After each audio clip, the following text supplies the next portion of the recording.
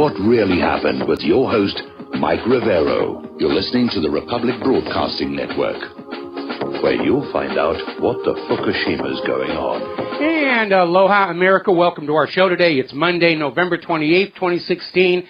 Just coming back from a long Thanksgiving weekend, and I hope you had as much fun as I did. It was nice just having that 4-day break.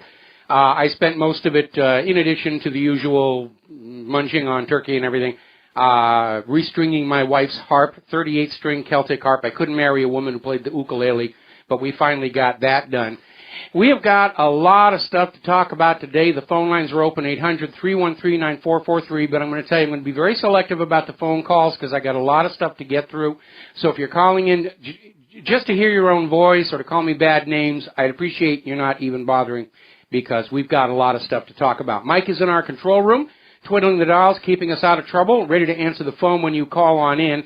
Now, obviously, earlier today, big story was all over the news about how there was an active shooter situation at Ohio State University, and everybody was on lockdown, and the gun grabbers were out there saying, it's time for an executive order banning guns. And then, to their disappointment, it turned out the attacker didn't have a gun. I'm sure they were out there saying, quick, somebody plant an AR-15 on him. Turned out he had a butcher knife in a car. He basically rammed his car into a crowd of people, got out with a butcher knife, slashed some people badly. Some had to go to the hospital. The only fatality is the suspect himself, and it was all over the independent media almost at once. This guy is a Somali refugee, and the corporate media is only just now catching up with us on that one. So it's another reminder that this refugee program isn't all that it is cracked up to be. Now, the other big news, of course, has to do with Jill Stein's recount effort, which as of last look is already beginning to fall apart. And certainly the criticism by independent media, even some corporate media, by other politicians, is very negative on this whole thing. We have an article that came out of Zero Hedge, Losers Who Won't Lose. What are the odds of a successful Hillary recount? The odds are rapidly going down. Now, the plan here was there was a long shot to reverse the results in Michigan, Wisconsin, and Pennsylvania, which would hand Hillary the White House at the Electoral College. It's already run into some major roadblocks. As it turns out, under Pennsylvania state law, Jill Stein cannot file a direct request for a recount. It has to go through court. They have to go on in and present a prima facie case of election fraud, and then the court decides whether there's going to be a recount. There's only about 3 weeks left until the Electoral College meets anyway, and it does appear that Jill Stein may have missed a key deadline to get this thing going in the first place. Now, everybody's out there saying we suspect there may have been fraud. We don't have any evidence of fraud. And this is a classic case of hoisting on your own petard because the Hillary campaign cannot go down that path of we think there was election fraud because if anybody were to actually look for election fraud, guess who they're going to discover the fraudster actually is. So even the Hillary campaign is out there saying, oh, no, there's no evidence of fraud in Wisconsin, Michigan, or Pennsylvania. We're just going along with Jill Stein just to go along with her. Now, Wisconsin's Elections Commission has already rejected Jill Stein's request for a hand recount across the state. They're leaving it up to the state counties to determine how they will proceed. They can either do a count by hand or just run them through the machine again. And this being a GOP state, I think they're probably going to just run them through the machine again. And so this is a major, major setback. Now, Michigan finally has certified Donald Trump as the winner of that state and its electors. Why did it take so long? Well, because under Michigan law, the machine count was so close, a hand recount was mandated automatically, and they just finished it. Michigan has already had a hand recount. Donald Trump is still the winner. So Jill Stein and Hillary are 0 for 3 right now. Now, Stein is already out there on her website saying, well, you know, we're not going to guarantee that all this money, $7 million, is going to go to the recount. We guarantee we're going to ask for the recount, and if it doesn't happen, well, we'll find something else to do with all that money. We're going to work for election integrity. And I guess they don't call it the Green Party for nothing because Jill is definitely grabbing for the green here. And there is a little wrinkle in campaign finance law that you need to be aware of. and that is when a candidate retires from public life, as it looks like Jill Stein is about to do, they're allowed to keep, for their own use, any funds left in their campaign war chest that weren't spent. So Jill Stein might have just built her golden parachute at the expense of all the suckers who actually thought she had a chance at reversing the election outcome, that being mostly George Soros. Even CNN, the Clinton News Network, is admitting this whole recount nonsense was pointless and will not change the election results. And, you know, it seems like only yesterday when Hillary Clinton supporters were telling Bernie Sanders supporters, just get over it, all this talk about the rigged primaries, and yeah, maybe some fraud was detected, but it's time for you to just get over it and move on. Boy, talk about double standards. In fact, if the liberals didn't have double standards, they wouldn't have any standards at all. We're going to take a second here to do a shout-out to our on-air affiliates who are just now rejoining our network.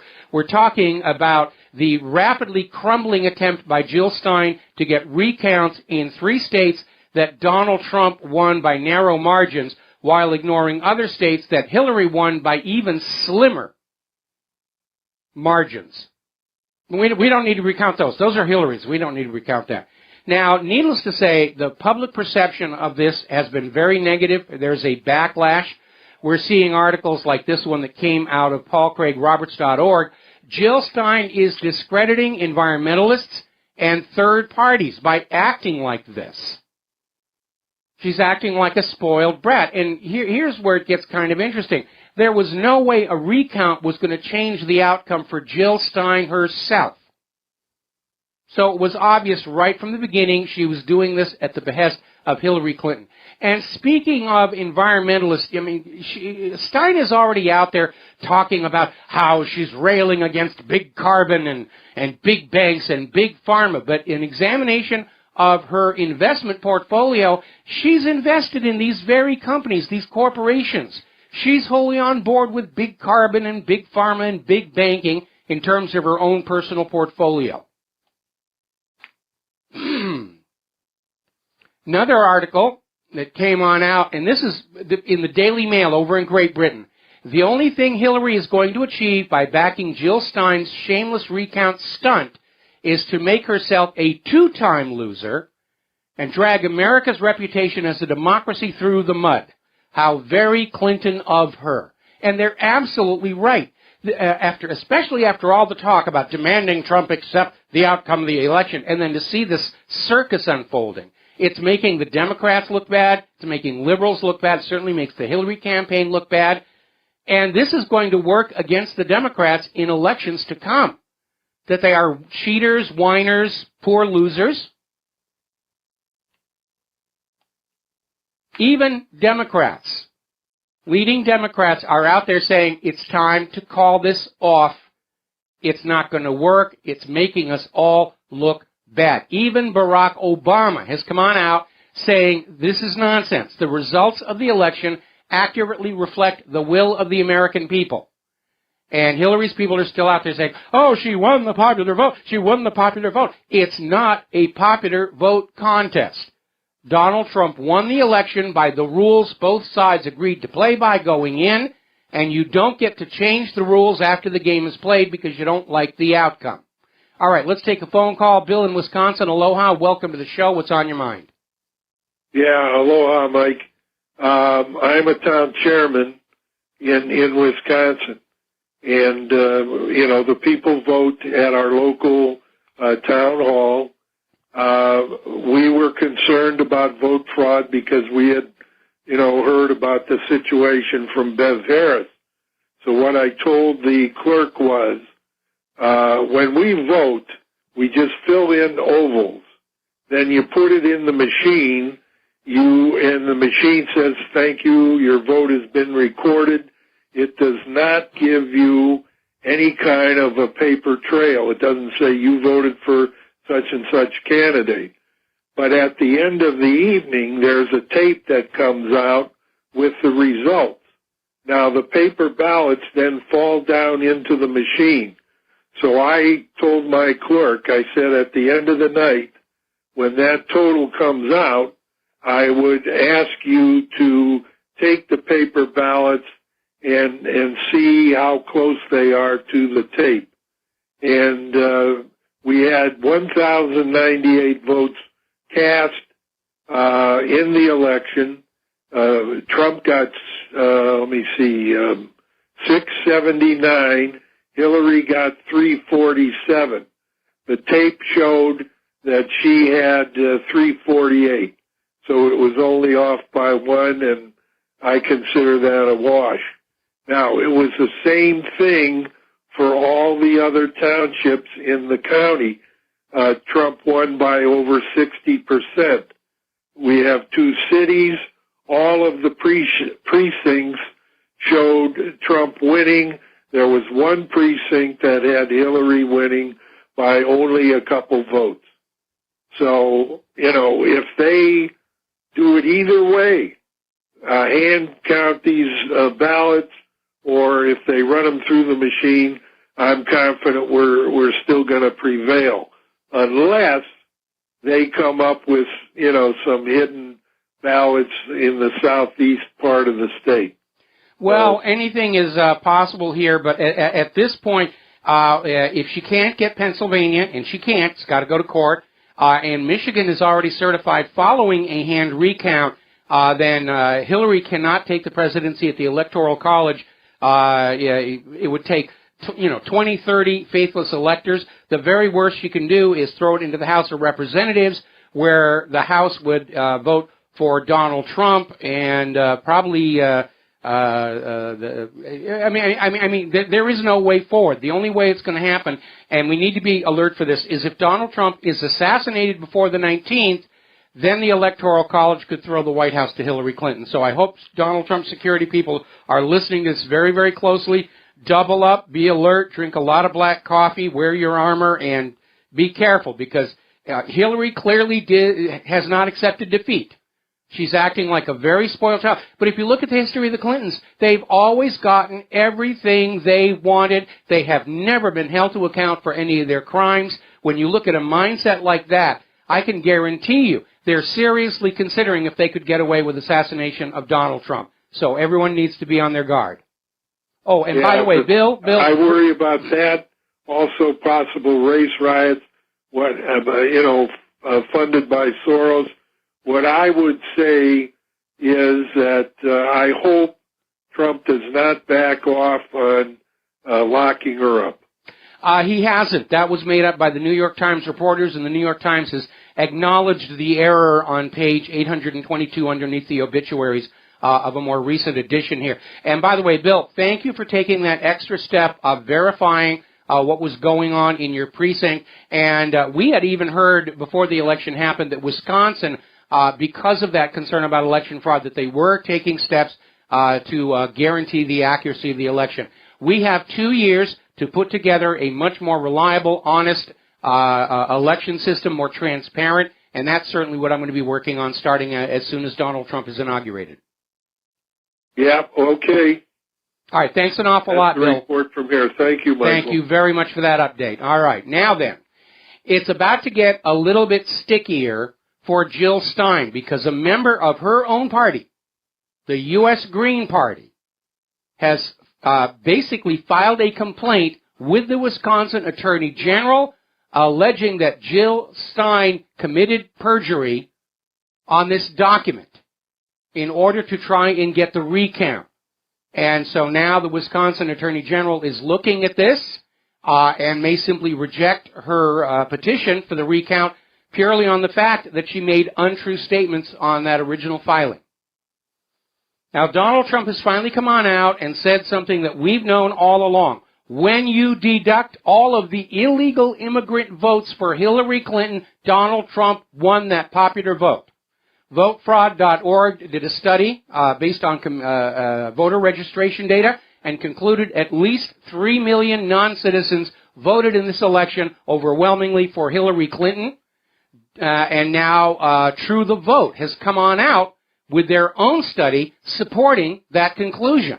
And so Donald Trump is now out there answering the corporate media's claims about, well, Hillary won the popular vote. Shouldn't you just give her the White House? He says, no, I won the popular vote. when you take out the people who weren't supposed to be voting, the illegal immigrants and all the dead people,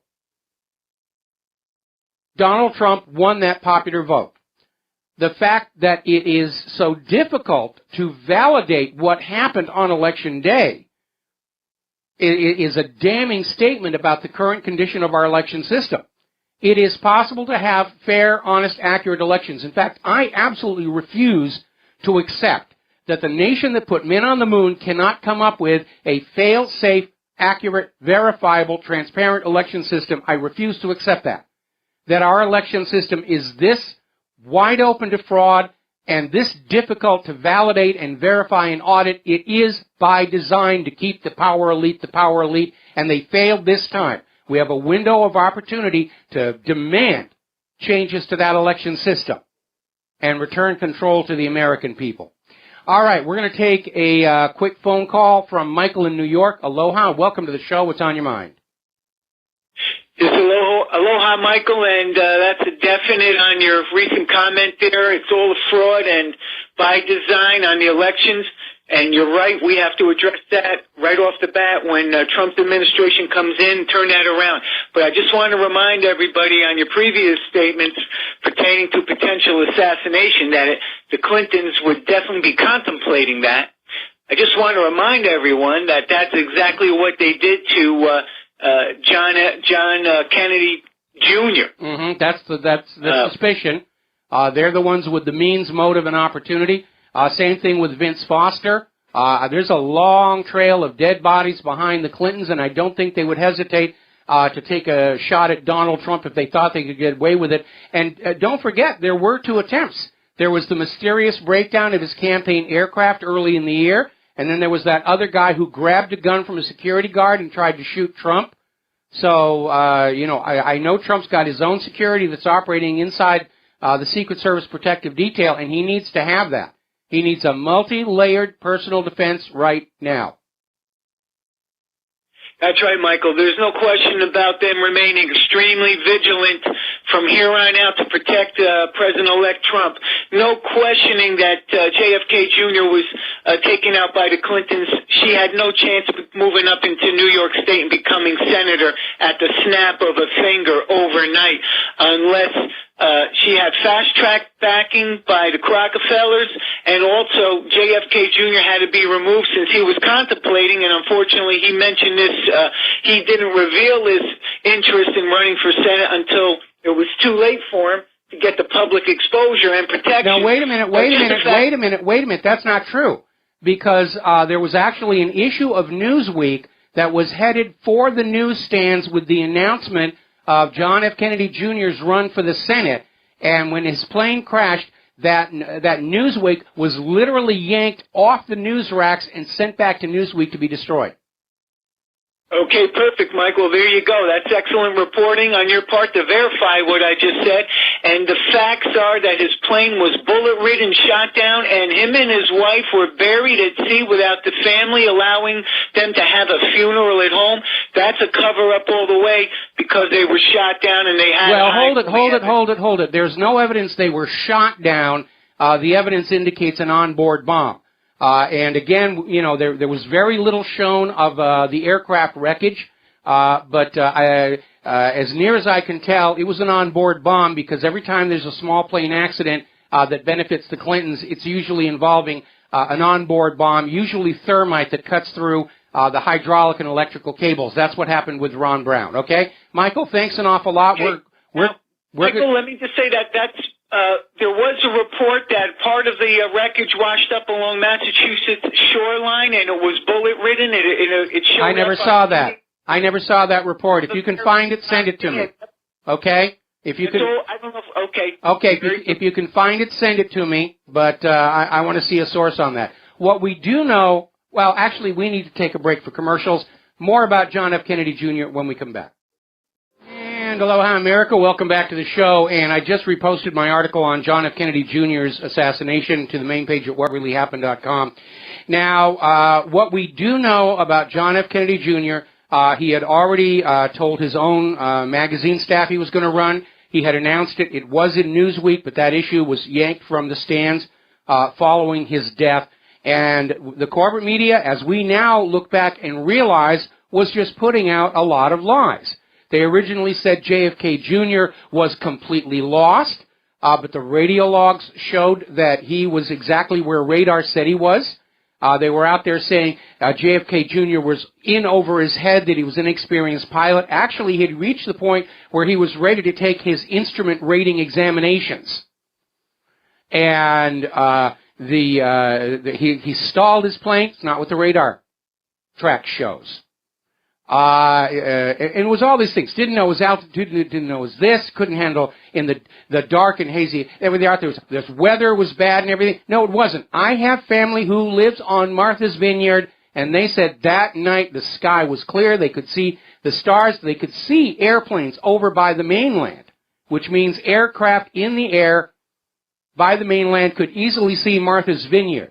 And the claim that Martha's Vineyard was too dark to find was nonsense, because they had just installed some extraordinarily bright lights in one of the towns. They were so bright, in fact, residents were complaining that at night the glow in the sky was disturbing them. But the reality is that it was a very, very convenient death. Now, getting on back to Donald Trump. Donald Trump, like John F. Kennedy, has a lot of enemies, not just the Clintons. This idea that people are assassinated for just one reason by one party is part of the big lie. John F. Kennedy's assassination involved a lot of players, so they all had plausible deniability. It involved the Texas oil billionaires, the CIA, angry over the Bay of Pigs situation and the attempt by Kennedy to break the CIA up. The Federal Reserve was opposed to him because of Executive Order 11110. Israel was opposed to John F. Kennedy because he didn't want them to get nuclear weapons, and on and on and on. Same thing with Donald Trump. Yes, the Clintons are a threat to him, and so is everybody the Clintons ever did crooked business with, because Hillary's made no secret of the fact if she goes down in prosecution, she's going to take everybody else with her. Doomsday device. So, again, there's a lot of oxes that got gored with Donald Trump's victory, and he's got a lot of enemies, and I'm sure he's aware of that, and I just hope he's got a really, really good protective detail, because I would not at all be surprised if there's another attempt on his life before the 19th. Now then, as I mentioned before, this story that came out of the New York Times that Donald Trump was not going to criminally prosecute Hillary undermined his support, really caused him a lot of damage, and it turned out to be a misquote by the two reporters who interviewed him, who were liberal Hillary supporters, and, oh, good, Hillary's off the hook. He's going to let her go. He doesn't want revenge. But if you look at the actual transcript of the interview, it's very clear. What Trump said was, investigating the Clintons is not a priority, and I'm not seeking revenge. But when they asked him specifically, are you taking the investigations off the table, he said no. And the New York Times has been forced to backtrack on that, but the damage has already been done. People are out there believing that original headline. Now, in point of fact, Donald Trump has reaffirmed in criminal investigation of Hillary over her email server and her so-called charitable foundation will move forward. Ultimately, it isn't Trump's decision to make. It'll be up to whoever he appoints as Attorney General and head of the FBI. And so far, it looks like these are people who are going to actually want to do their job. So the prosecutions are moving forward. And not only that, Donald Trump is sending signals to foreign governments that as far as he's concerned, they're welcome to probe the Clinton Foundation from their end to see if there was any corruption going on with their officials. Now, there's been another WikiLeaks expose, and it's in the emails that confirm that one of the largest Hillary super PACs, Priorities USA, was coordinating directly with the Hillary Clinton campaign. That's a violation of campaign finance laws. She can be prosecuted on that one alone. We'll be right back. And aloha, America. Welcome back to the show. We're going to go back to the phones here. George in Texas. Aloha, George. Welcome to the show. What's on your mind? Well, I'm glad I hope you had a happy Thanksgiving 4-day week or 5-day week. Four-day weekend. But anyway, I was sitting there watching the other night on one of the cable shows the National Enquirer investigates, and they had something on Marilyn Monroe, and they sort of like had a JFK connection, saying they might have been murdered by the Kennedy. Hello? Hello? Oh my goodness, George in Texas has been assassinated! Are you hearing me, Mike, in the control room? I guess we lost him. I guess we lost him. Okay. Boy, this third world tech support here from our phone companies is really getting to be rather a drag here. Following up on George's comment, and yes, I heard a lot about this when I was working inside Hollywood. Marilyn Monroe had affairs both with John F. Kennedy and Robert Kennedy and was threatening to go public. And that's not something that you do with the President of the United States of America. Now, as you know, there's a big battle going on over who is going to be the Secretary of State. Mitt Romney and his supporters are pushing this as if it's a done deal, and it's triggered a tremendous backlash from a lot of Trump supporters. So I dug out that old video when Mitt Romney came to town, which was a video that was prepared in advance of Romney's run for the presidency, showing how his past history is one of unbridled predatory capitalism, going into towns, buying up the factories, selling off the assets, firing everybody from their job, and making a fortune in the process and moving on. And plus the fact that Mitt Romney has almost zero foreign policy credentials going on in. I really don't think Donald Trump is seriously considering him. But we do know that Donald Trump is considering retired General David Petraeus, former CIA director. Now, that's somebody who really does understand foreign policy. And despite his rather ignoble ejection from power, I think Petraeus might actually make a good Secretary of State. I understand we have George in Texas back. And, George, what's on your mind?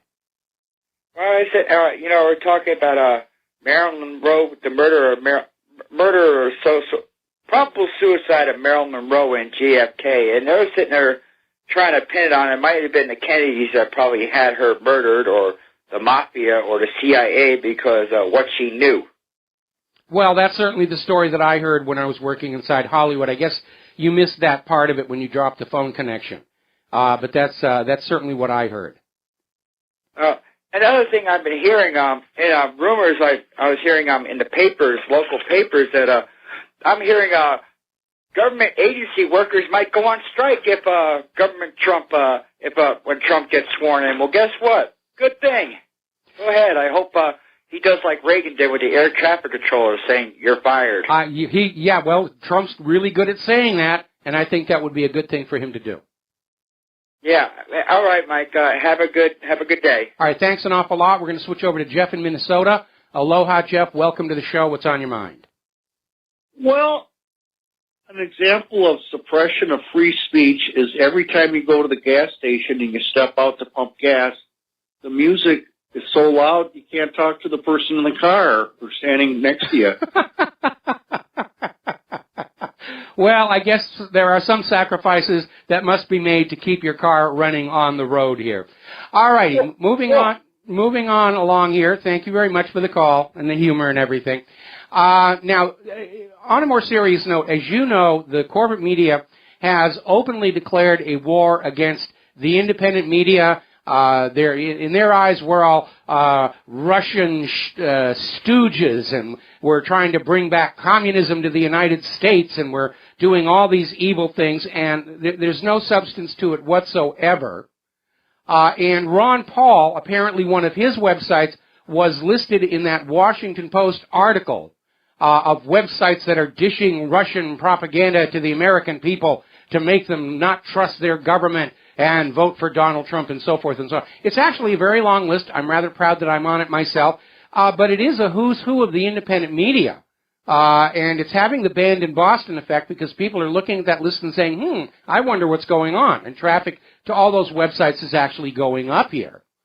And Ron Paul is out there saying we can expect such attacks to continue because what has happened, the 2016 election, has made it very clear the corporate media has failed in its assigned task, which is to keep you, the American people, ignorant dependent on the government for what you're thinking, to tell you what it is important, what isn't important. They've lost control of the minds of America.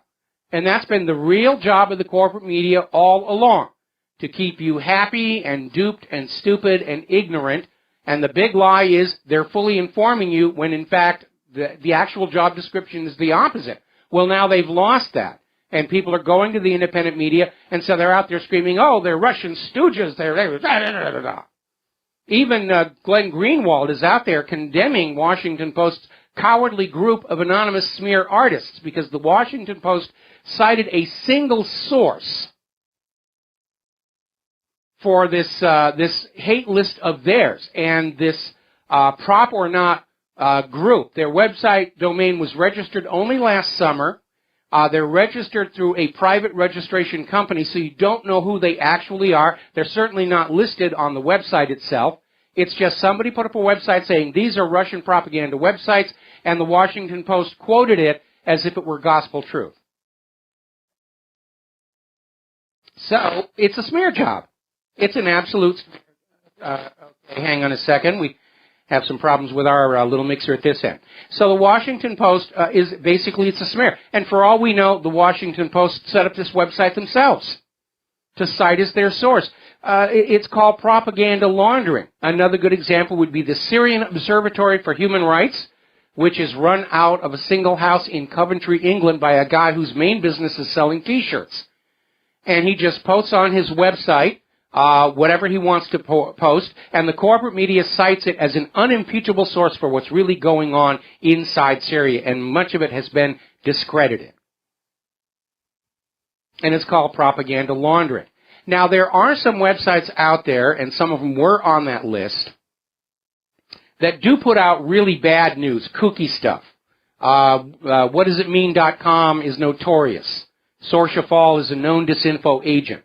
But somebody did a study, actually it was National Public Radio, was looking at the worst of the independent media, the least responsible, the ones that were putting out stuff about Nibiru and Planet X and all this other garbage that was out there, chemtrails and HAARP, and discovered that the majority of these websites are run by a single Democratic organization in California called Disinfo Media. In other words, they're setting up their own websites to misbehave in order to tarnish those of us in the independent media who are trying to be professional about what we're doing.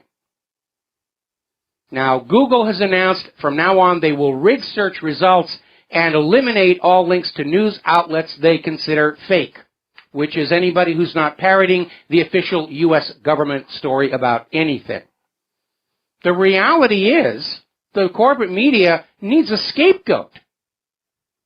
They have lost control of the minds of America.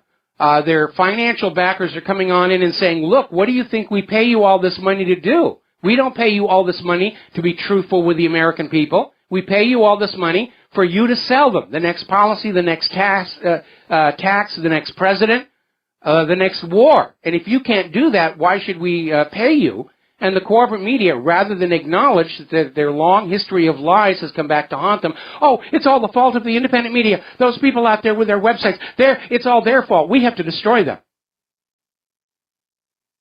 So they're looking for a scapegoat here. Now, John Rappaport has an observation. There's another aspect to the independent media that is very threatening to the system. And that is that most of the independent media websites, like Drudge Report, like WhatReallyHappened.com, are very small operations, 1 or 2 people.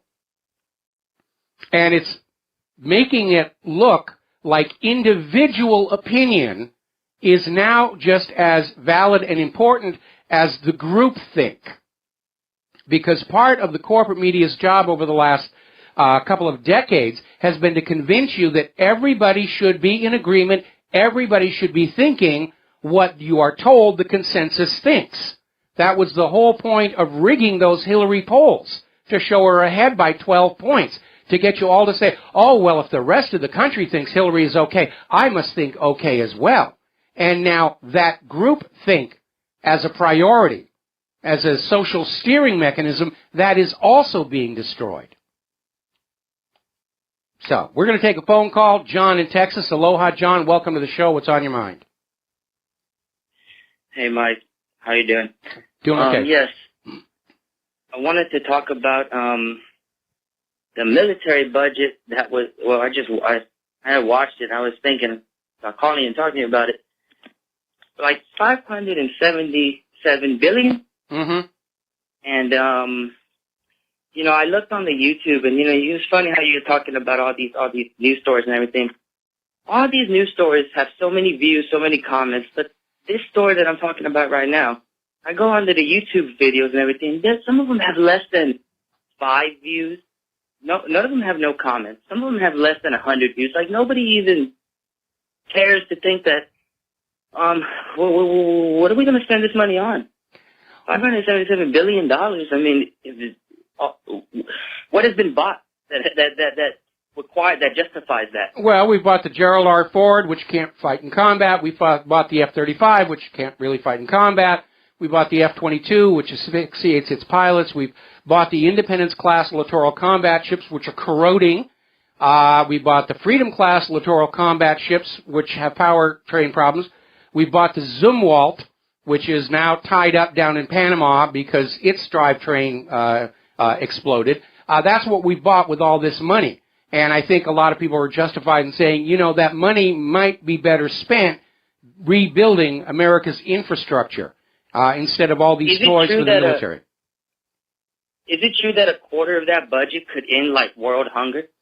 The numbers have gone along quite a bit, but I mean, the reality is $500 billion poured back into the civilian economy would do wonders for this country.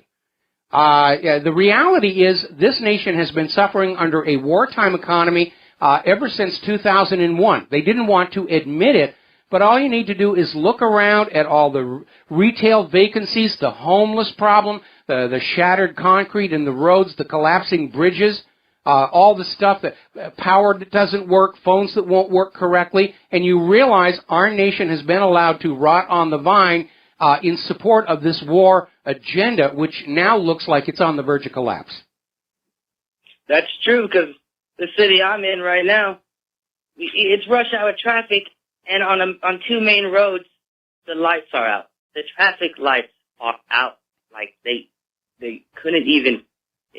They can't even maintain the light. Like, that's the sad thing. And nobody asked those questions. Everybody asked all the other questions, but nobody asked the budget question. Like, why?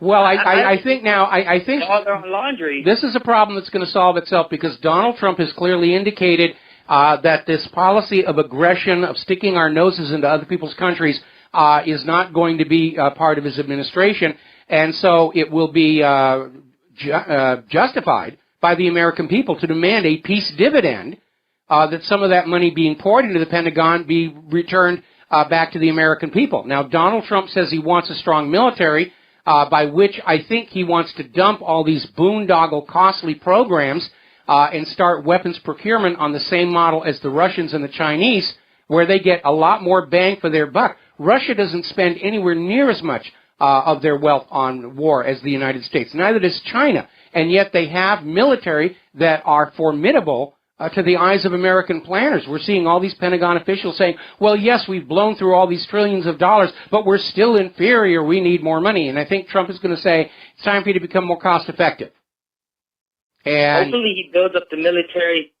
Hopefully he builds up the military in a way where he just gets more people in, uses the money to pay them, and uses, since their time in, uses them as the Army engineers to rebuild.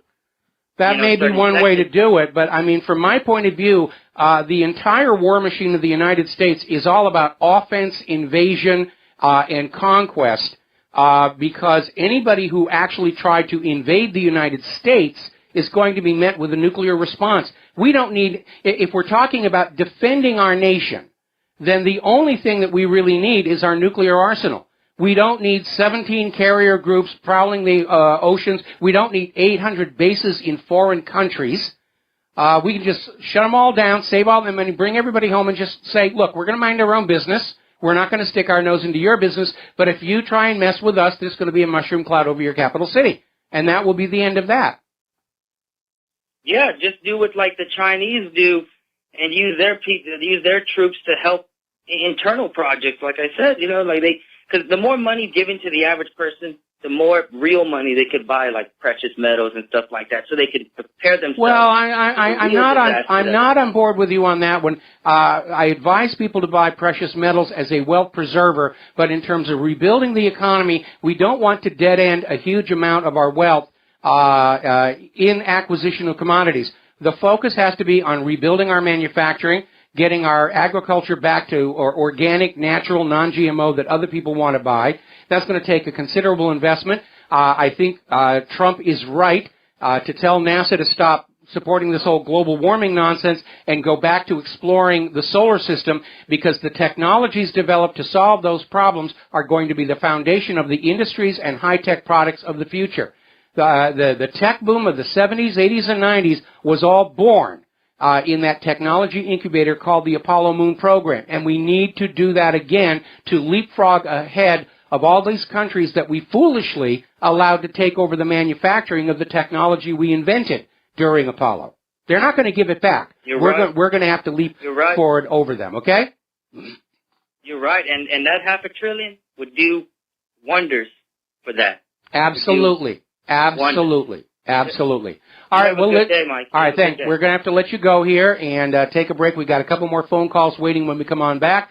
Then we'll be getting back into more and more news as we get into hour number 2 of our program today. So stay tuned. We'll be right back. Hello, America. Welcome back to our show here, and that was my mistake at my end, Mike. All right, we're going to go back to the phones here real quick. Glenn in Philadelphia, aloha. Welcome to the show. What's on your mind? Hello, Mike. You know, I think it's been kept hush-hush far too long, and it's high time the American people know that Marilyn Monroe was...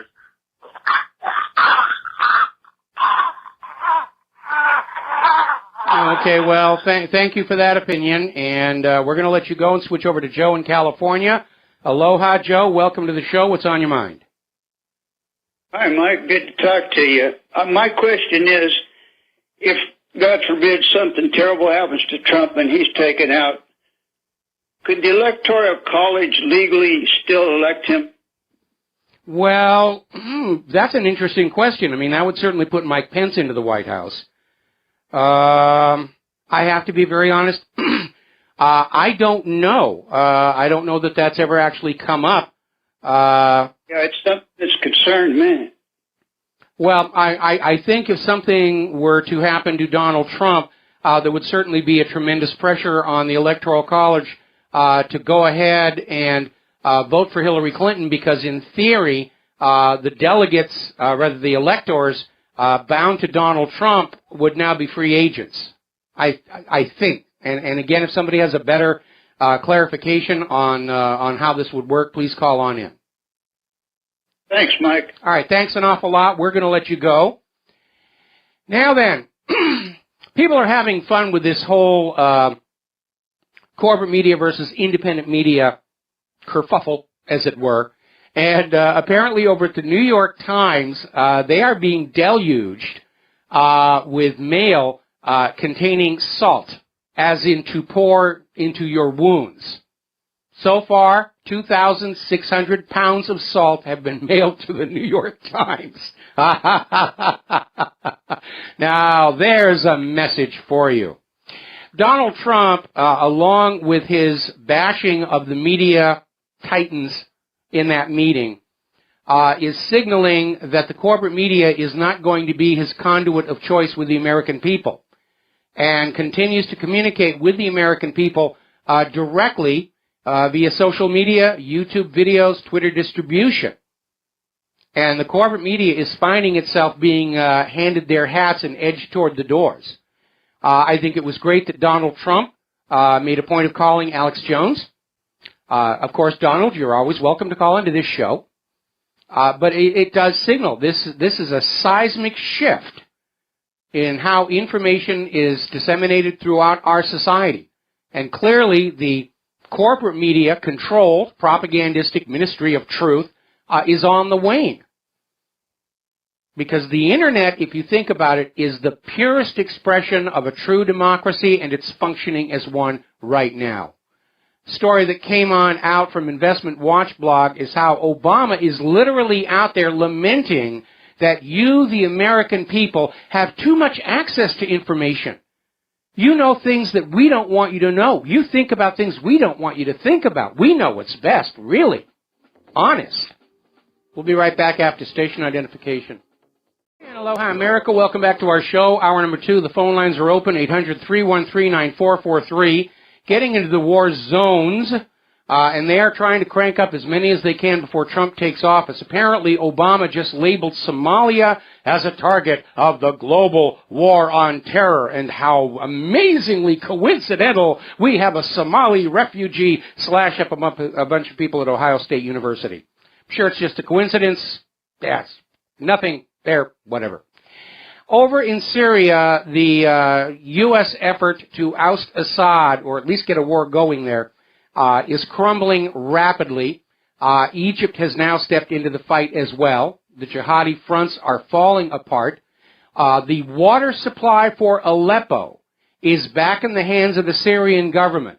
The U.S.-backed terrorists were using the threat of shutting off water to keep the people in Aleppo under control. And now the waterworks are back in the control of the government, and the water is flowing. People are able to drink, cook food, bathe, do whatever it is they're going to do here. So far, the Syrian government forces have liberated about 40% of East Aleppo from the terrorists, this according to the Reconciliation Center. And this is less about fighting and more about these terrorist-controlled areas accepting Assad's amnesty. They walk on in, surrender their weapons, say, we were wrong. And I don't think the fact that the U.S. is now assassinating all of their contact people in these groups is helping the situation. These U.S.-backed terrorists are realizing the U.S. has left them to hang out to dry. So, of course, they're going to accept the amnesty at this point. Now, the House has passed a resolution for a Syrian no-fly zone, trying to provoke that open war with Russia. And I think at this point, it's time for Syria and Russia to take the United States to the United Nations to say to the world, the United States has no reason to be in Syria at all. Russia is there at the express invitation of and permission by the Syrian government. The U.S. isn't there. The U.S. is the invader and the aggressor. And calling it a no-fly zone does not erase the fact that what they're talking about is a blockade of the airspace over somebody else's country. But as I said before, now that everybody is sort of getting used to the idea that Trump is going to be the president, the war hawks are going to try and get a hot war going and stick him with it. And I don't think they're done in Syria just yet, because over on Twitter, there's this new Twitter account that just showed up in September, and it purports to be the Twitter feed of a 7-year-old living in Aleppo named Bana Alabed. And it has tweets like, tonight we have no house, it's bombed and I got in rubble, I saw deaths and I almost died. Because as we know, when you're a 7-year-old and your house is bombed, the first thing you're going to do is go to Twitter, right? It's another propaganda fraud. Oh, feel sorry for the children of Aleppo. That's why we have to send your children into Syria to beat those mean old Russians. Now, Russia is reporting that U.S.-backed terrorists are using chemical weapons in Hosh village in the Aleppo countryside.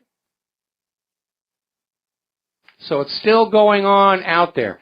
And here's an article that came out of Huffington Post. And we know Huffington Post is very liberal biased.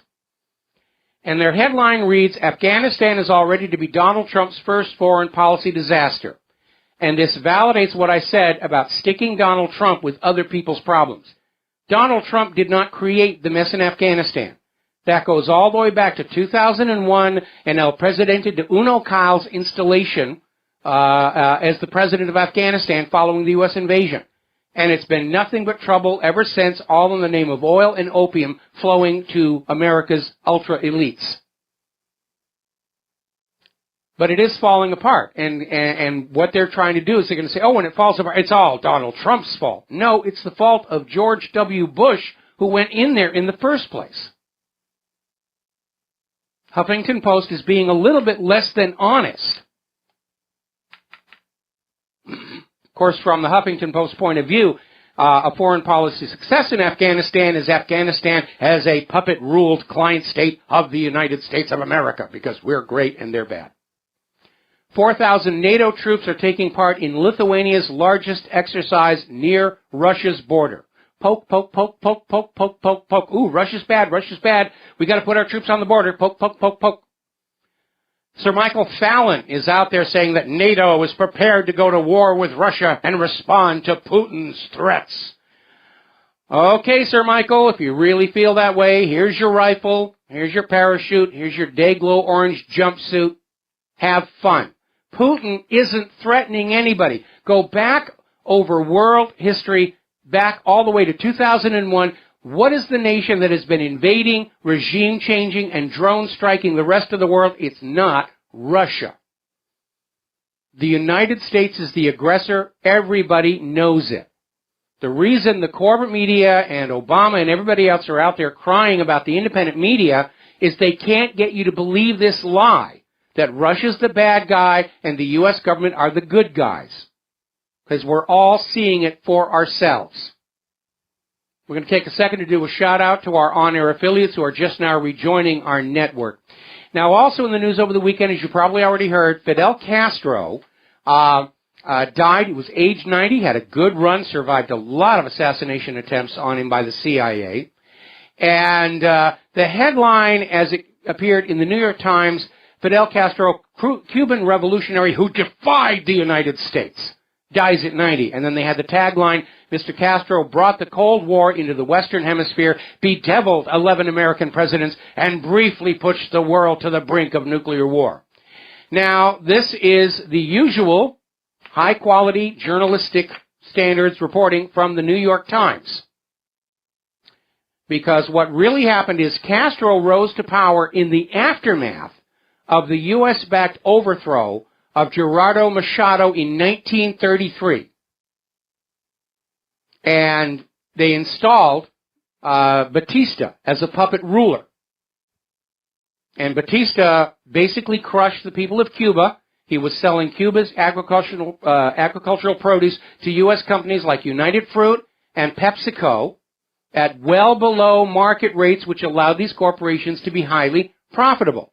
Now, Cuba under Batista also became the mafia's tropical Las Vegas, just 90 miles away from Florida. No U.S. laws about drugs or anything like that. They built these huge hotels and casinos in Havana. And Havana just became known as this sin bin. They had live sex shows, including women having sex with animals on stage. This is actually hinted at obliquely in the third of the Godfather films.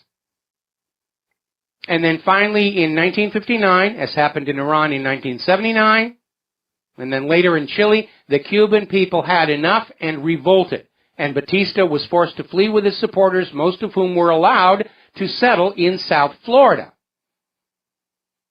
Now, this was a huge embarrassment for the United States. Certainly the mafia was very angry about all the money they'd lost in this deal. But Fidel Castro initially tried to normalize relations with the U.S. government. And the U.S. government came on back and said, we'll accept you as the new ruler of Cuba as long as you continue to sell Cuba's produce at below market rates to our companies and you let the mafia back into Havana. And Fidel Castro said no. Cuba's agricultural produce is for sale at the prevailing market rates so the Cuban people who are growing it can have a decent standard of living. At that point, the U.S. government declared this economic embargo to try and crush Cuba's economy and force Cuba to accept the return of Batista. This is what forced Castro to form an alliance with the Soviet Union. Now, this in turn only poured salt into the U.S. government's wounded ego regarding the loss of Cuba as a puppet state. So in 1961, the CIA planned an invasion of Cuba to force Castro out of power and restore puppet rule under Batista. Now, the CIA told President John F. Kennedy that the Cuban people did not support Castro. They'd had revolters' remorse. And they would welcome the liberation of Cuba and the restoration of the Batista regime. So Kennedy approved the operation known as Operation Mongoose to build and arm a Cuban brigade made up of mercenaries and Batista supporters from South Florida, armed through a covert weapons smuggling operation in New Orleans and supported by ships owned by the Zapata Oil Company under the control of George Herbert Walker Bush. The ships were named the Zapata, the Barbara, and the Houston. Kennedy was assured by the CIA that the Cuban people would flock to support the invading brigades, and the invasion was launched at the Bay of Pigs. But the Cuban people instead raced on down to the Bay of Pigs and pounded the American invaders into the sand while the Cuban Air Force planes sank the ships, cutting off the brigade from support or retreat. Kennedy upped the ante, sending unmarked U.S. fighter jets to protect the brigade's B-26 bombers that were trying to hold back Castro's 20,000-strong force, but the fighters arrived late. You're not going to believe this. They were confused by the time zone maps. The bombers were shot down and the invasion crushed. It was a huge, huge embarrassment. Kennedy publicly accepted responsibility, but privately said the CIA was lying all the way along. Now, John F. Kennedy was forced to violate his own U.S. embargo on Cuba by trading $53 million in baby food and medicine for the survivors of the captured Cuban brigade. Now, the CIA immediately started planning a second invasion of Cuba, as well as carrying out a program of agricultural sabotage against Cuba, which is obliquely referred to in the film The Good Shepherd. Now, the Soviet Union started establishing missile bases in Cuba to guard against that second invasion, and also because the U.S. was installing nuclear missiles in Turkey close to the Russian border. Those of you old enough to remember the Cuban Missile Crisis will probably notice the corporate media didn't mention the U.S. nuclear missiles that were the primary cause of this. So that was the Cuban Missile Crisis and a near miss with nuclear war, but it was all provoked from the U.S. side. Castro had little to do with it. Now, John F. Kennedy and Khrushchev reached a secret deal in which the nuclear missiles were withdrawn from Cuba, with the understanding that nuclear war would be the automatic response if there was a second attempt to invade Cuba. So, at that point, Kennedy moved to shut down the CIA's plan for the second invasion and started to dismantle the CIA as having grown dangerously rogue and out of control. Now, following John F. Kennedy's assassination, there was a brief attempt to blame Cuba for it, to anger the American people into supporting a new invasion. Somebody claiming to be Lee Harvey Oswald but looking nothing like him at all applied for a visa in Mexico City to travel to Cuba to lay the paper trail. Now, you remember that rifle that they planted on Oswald, the Mannlicher Carcano? It's called the worst shoulder weapon in the world. In fact, the one that was planted on Oswald had a manufacturing defect. The scope couldn't be aligned to line up with the gun itself. But the Mannlicher Carcano was the weapon Castro was importing by the shipload to arm the Cuban people against a possible second U.S. invasion. That's why that rifle was chosen, to be planted on him. Now, Lyndon Johnson was aware of the secret deal between Kennedy and Khrushchev, and he was convinced Khrushchev would carry out the threat of a nuclear launch. So Lyndon Johnson buried the Cuban link, and Lee Harvey Oswald was recast as the crazed, lone nut assassin who acted on his own, until, of course, the House Select Committee on Assassinations, which was forced to conclude there had been multiple shooters in Dealey Plaza, and hence a conspiracy to kill John F. Kennedy. And I'm sure the corporate media is going to tell you, this is all fake news. Oh, it's fake news, fake news, fake news. Lee Harvey Oswald acted alone, really, and if you don't believe that, then you're a Russian stooge. Now, I'm going to have to do a little tip of the hat to Benjamin Netanyahu. I'm not his biggest fan, but he was very gracious in calling up Palestinian Authority leader Abbas and expressing thanks for the Palestinian assistance dealing with these out-of-control wildfires in Israel. Apparently, Israel has not been dealing with the overburden of dried brush, and they've got a real bad problem with wildfires over there. And Palestine sent 8 fire trucks and 40 firefighters to help them deal with that. And Netanyahu was very gracious, and he said, yes, that was a help. All right, so let's talk about the economy. Probably on Friday morning, you were seeing all over the corporate media, oh, Black Friday is underway, the malls are full. And I remember watching on Fox News where they had some of their talking heads at a local shopping mall. Oh, the sales is underway. And the mall was empty. There was hardly anybody there. We drove by our mall at the bottom of the hill. We weren't dumb enough to go inside. A lot of empty spaces in that parking lot. And here we are Monday. The numbers are coming on in. No, it wasn't a very good Black Friday at all for the malls. And the reason is simple. We don't have any money. Now, the shopping malls and the retailers are out there trying to blame online sales. Oh, those online sales, they're taking it away from us. Well, the online retailers didn't do as good as they thought either. It all comes down to a simple fact. When you have an economic system that sucks all of the wealth out of the entire population and concentrates it at the very top, then ordinary people don't have the money to go to stores to buy the things that are being sold. It's that simple. And why nobody inside the Obama administration could realize that and the necessity of bringing back well-paying jobs to the American people, it's just absolutely a mystery. And it's going to be another disastrous holiday shopping season. Now, there was a very interesting article that came out of Market Watch, and I think this hits the nail right on the head. What Trump voters want is more economic power for themselves.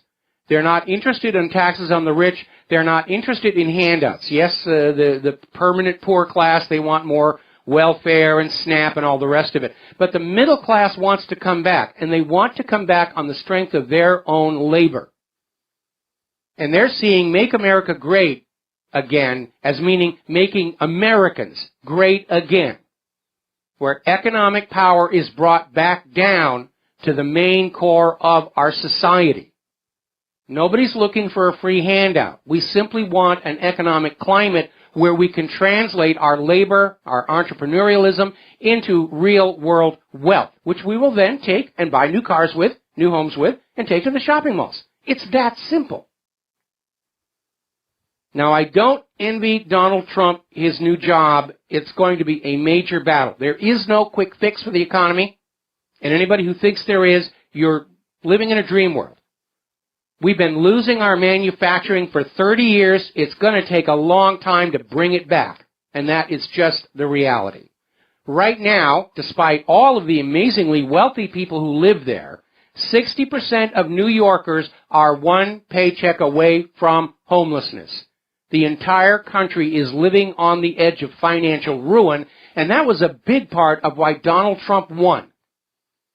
Because Hillary Clinton represented a continuance of the current system, and the current system simply does not work for the majority of American people. By the way, if you take California out of the equation, Donald Trump did win that popular vote. All of Hillary's claimed popular vote victory is all concentrated in California, where all those illegal immigrants were in there and voting. And remember, we just put up the videotape where the illegal immigrants are saying, Obama told us it was okay to come here. Now, over in Italy, a lot of people are paying attention to Renzi, who's Prime Minister Matteo Renzi, is coming up on this Italian referendum this weekend. They're saying that if he loses, Italy's 8 major banks could fail. They're caught up in this huge cross-linked net of unpayable debt. And everybody's getting very, very nervous. Meanwhile, up in Brussels, while the European people are struggling with starvation, the European banks are struggling at the edge of collapse, the EU officials voted themselves a pay raise. Retroactive to July, just in time for that Christmas shopping season. See, they're going to be going to the shopping malls and buying all kinds of things for people. It's going to be a Merry Christmas for them. All right, we're coming up here on a commercial break. We're going to come right back talking more about the economy, more about Europe, more about Brexit, immigration, human caused global warming. We got a lot of stuff to get through before the end of the show, and we will be right back. And aloha, America. Welcome back to our show here, and we're talking about what's going on over in Europe. Things are in serious trouble over there, and according to Romano Prodi, who led the European Union Commission from 1999 to 2004, he's out there saying basically the European Commission has lost influence, and Angela Merkel's Germany is now effectively ruling Europe. And he's out there saying Brussels' glory days are over. Of course, Juncker has not really impressed too many people with his behavior. But you need to remember the European Union was sold to the people as an open border, free trade bloc. That was it. And over the years, it's metastasized into this continental dictatorship. Whether it's Brussels or Berlin, it's still a bad sign here. Now, over in Stuttgart, Germany, they're still having a problem with their refugees. Apparently there have been 180 rapes, assaults, and robberies by migrants just in this one city. And the government is finally having to admit that, yes, the crime problem has gotten bigger ever since the refugee program started. The official view of Germany and all of the EU is no. Everything is just fine. The refugees are great. You're all just imagining things. It's just this vile propaganda campaign to demonize the refugees, and it's all Vladimir Putin's fault or whatever else they're going to say. Now, over in Italy, migrants rioted after being denied asylum. They're refusing to leave the country and demanding their daily allowance. In other words, we got here. Where's the free money we were all told we were going to be getting? And it's factionalizing the entire country. Italy's Minister of the Interior is literally telling Italian citizens, if they do not hand their homes over to migrants, they will be thrown into jail. I think it's time for a good old-fashioned revolution over there in Italy here. Now, despite all the bashing of Donald Trump for his wall with Mexico, it now looks like the European countries are planning, as an emergency, to build their own immigrant wall, because as Turkey pivots more toward Russia and China and is no longer interested in joining with the European Union, Erdogan is saying they're just going to open the border gates and let all of those millions of refugees that have been sitting in Turkey to just flock toward Europe. This is going to end badly. We're going to take a phone call. John in Barbados, aloha, welcome to the show. What's on your mind? Hello, Michael. Yes, I'm going to be brutally honest in this short segment. We got Jill Stein, we've got Wolf Blitzer, we've got George Soros. The common denominator is they are all Jews. And until, you recognize that this is the case, they are. Okay. I want to avoid this topic because right now we're seeing this war between the corporate media and the independent media, and they're looking for anything that they can use to demonize us. And I've already seen a whole flood of posts, out there about how whatreallyhappened.com is this anti-Semitic site who wants Hitler to come back and gas the Jewish babies in the ovens. Okay? And John, hang on. Okay? I'm telling you, I'm drawing a line in the sand. If you want to talk about the actions of these people, that's fine. Okay, but I'm not going to go along with this generalization, and mostly because I've known some Jewish people I really, really think very well of. And again, I'm going to go back to Renee Valetti, who was just this amazing sweetheart person, and she was Jewish. Okay, I agree that there is. Gilad Atzmon is a shining example. Exactly. But what I'm trying to tell you is this is, the ADL, the SPLC, the APACs. These are a Trojan horse inside your nation, and I'm with Zundel on this point of view. It has to be tackled. All the dual citizen Israelis in Congress, the Senate. Yeah, but now, this moment is not the time to do it, okay? After January 20th, we can raise it as an issue, because it is a valid issue. And I think Donald Trump and his administration are going to be sensitive to that idea of too much outside influence. Okay, but right now is not the right moment to do it. So, John, thanks an awful lot. We're going to let you go, and we'll be right back after these few words. And welcome back to the show here. And I want to step back to Israel's fires because those are a real problem, and I feel bad for everybody who's in the path of those fires. When the fires first started, Israel was out there saying these were acts of terror by the Palestinians, the usual blah, blah, blah, blah. And it was kind of weird how fast that story went away.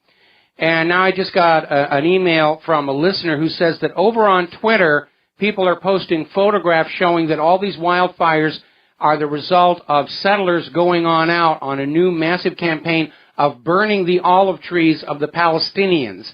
And apparently the wind was up too high, the flames jumped over, hit the dry brush, and it's just out there, and it's not pleasant for anybody. And that's, I guess, why they backed off saying, well, technically it was an act of terror, but it's just the wrong terrorists, so we're not going to report that. Getting on back to Europe, as you know, ever since the Brexit vote went on through, and the Remain people are whining and crying and wringing their hands and trying to find some machination to overturn the result of the election, a lot like Hillary's people are doing. And it's all about dragging Great Britain back into the slavery of the European Central Bank, without which they're going to be much better off. And all of the financial analysts looking at Britain's economy after they sever their relationship with the European Union are showing it's going to take off. It's going to be booming. And that's hardly a surprise, because the European Union sucked a huge amount of wealth out of Great Britain and gave virtually nothing back except a bunch of refugees. Germany and Great Britain together were holding up the rest of the EU. That's why they're so desperate to keep Great Britain in there. It's a source of money that they can use to float this Ponzi scheme European Central Bank scam along a little bit longer. And the British people don't want to have that. And all the numbers are showing that once Britain is operating as a sovereign, independent nation, their lives are going to be better. And I can imagine that following the Brexit, and by the way, there doesn't need to be this long, complicated process. Just close the Channel Tunnel, put sharks in the English Channel to deal with the refugees, cut all the computer cables that tie your bank to the European bank, and you're done. Say, we've gone off on our own. What are you going to do, invade? Now, meanwhile, European Union President Jean-Claude Juncker is now demanding the leaders of the member states of the EU ban all future in-out referendums out of his fear that the voters will choose to leave. How dare those voters leave the European Union? Do you know how long and hard we've worked to make them our slaves, and now they want to leave? Remember, as John F. Kennedy said, those who make peaceful revolution impossible make violent revolution inevitable. And he's absolutely right. The European Union is a failed experiment. It's been an economic disaster for all of the member states. It's been great for Brussels and the ECB. The money junkies are making money hand over fist, and they love that. But it's not very good for ordinary people. And it sort of reveals that the attitude of the world's elites is basically, screw the ordinary people and what they want. They only exist to make us rich, to breed us new workers and soldiers and consumers. That's the only thing they're here for. If we didn't have a use for them, we'd eradicate them all, the useless eaters. More and more, the people of planet Earth are beginning to see the true nature and character of those who would claim to be our rulers. It's not very pleasant. And we've been through this before. During the French Revolution, the American Revolution, when you begin to realize just what your leaders are really like. Our Washington, D.C. is really just a giant septic tank, and the really big chunks keep rising to the top. Now, the Education Association is already up in arms over Trump's nominee, Betsy DeVos, for Education Secretary. Excuse me. Because of her stance against Common Core. Pardon me. Now, we know, we've been talking about Common Core for a long time. It's not good education. It is indoctrination. It's participation trophies. It's a system to make the next generation of Americans think they're educated and know what's going on, while in fact dumbing them down. and just teaching them it's okay to believe what we tell you to believe. And that may be good for tyranny and dictatorship. It's lousy for the economy. Right now, America's millennial generation has been described as virtually useless in the global economy. They don't have skills. They don't know how to do things. They don't know how to make things. They don't know how to solve problems. And so it's time for Common Core to go away. I mean, Common Core, it was certainly a boon for the publishers of school textbooks because all the old textbooks had to be thrown away, sent to the landfills, and all new Common Core compliant textbooks had to be sold. That was a huge amount of money. So, one of the things Common Core teaches, of course, is human-caused global warming is real. And as we get in here close to the 1st of December, a little bit of news to report on that. It is snowing in Saudi Arabia. It's below freezing over there. Now, when you think of Saudi Arabia, certainly I do, you think Lawrence of Arabia. You know, and heat waves shimmering in the distance, camels. You don't think about snowball fights and snow sheiks, but that's what's happening.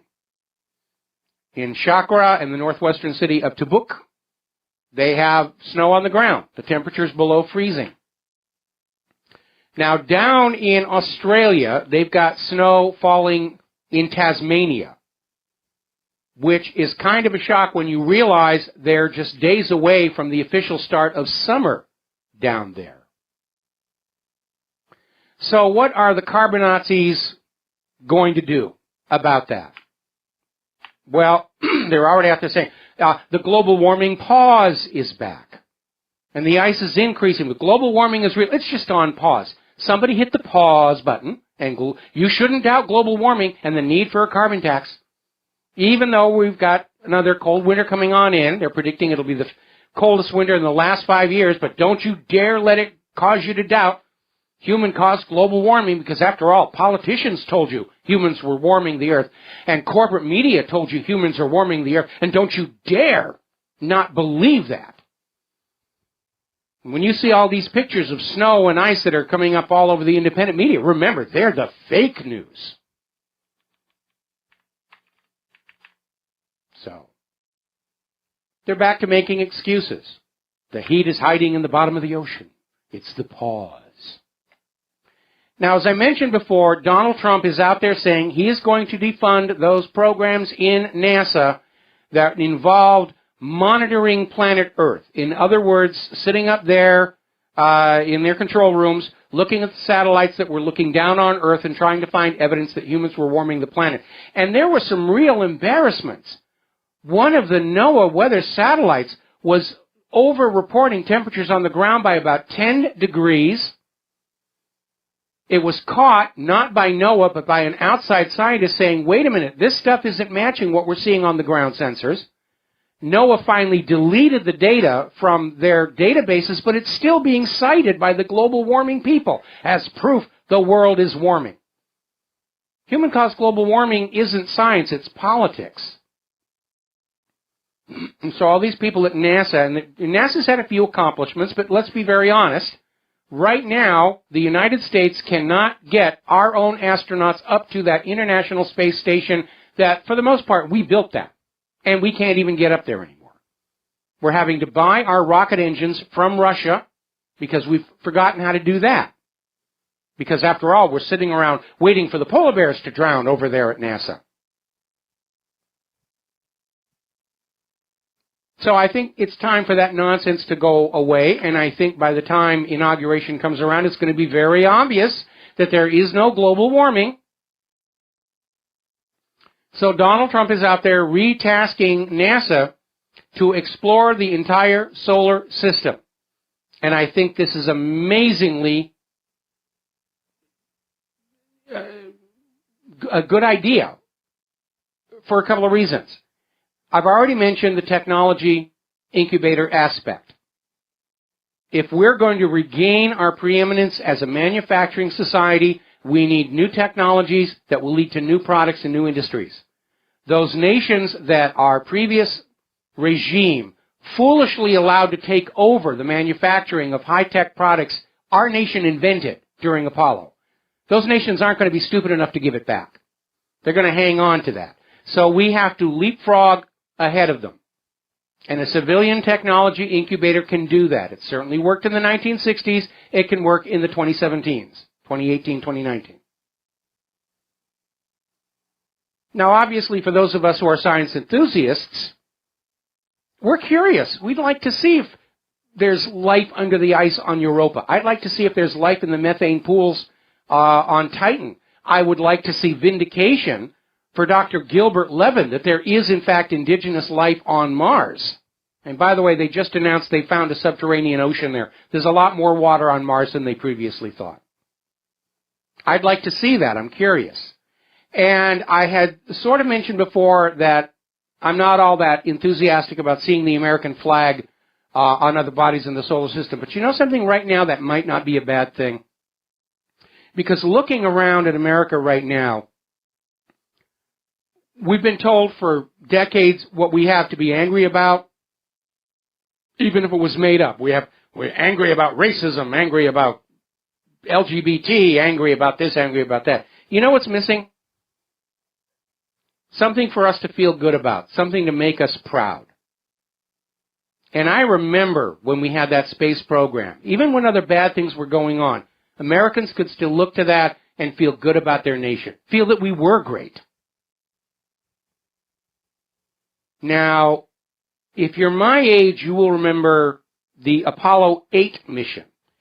This was the mission that first actually went to the moon. And it simply orbited the moon, and it came right on back. It didn't have the lunar module. In fact, the LEM wasn't ready.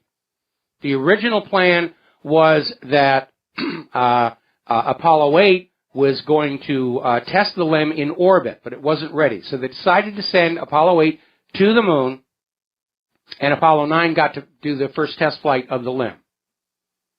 And after it was all over and Apollo 8 was on its way back, I mean, we were seeing all this Vietnam protests, Richard Nixon, all the corruption was coming on out. It was a terrible, terrible time. And Mission Control in Houston got a lot of telegrams of congratulations, including from Charles Lindbergh, who was living on Maui at the time.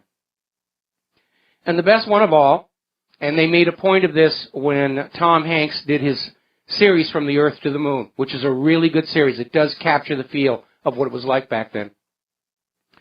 There was a telegram that came in that simply said, "You saved 2008. And that's what I mean. Americans need to have a reason to feel proud of their country. It's not just enough to say, be proud of your country. Okay, where? Now, obviously, the fact that we all overcame the media bias and the corrupt political machine to get Donald Trump into the White House is something we can all take pride in. But we need to be thinking about after the inauguration. And I see Donald Trump's rededication of NASA to the exploration of the solar system as something that could capture the imagination of the American people and give us something that we're going to feel really, really good about.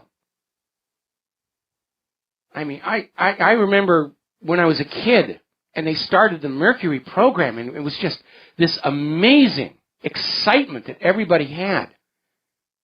And I know I talk about how I'm getting on in years, and I am, let's be honest. And I look back and I remember I was actually born at a time when there were no satellites in orbit, when a lot of people still actually believed there was an intelligent civilization on Mars. It wasn't far out wacko stuff. It was a serious discussion.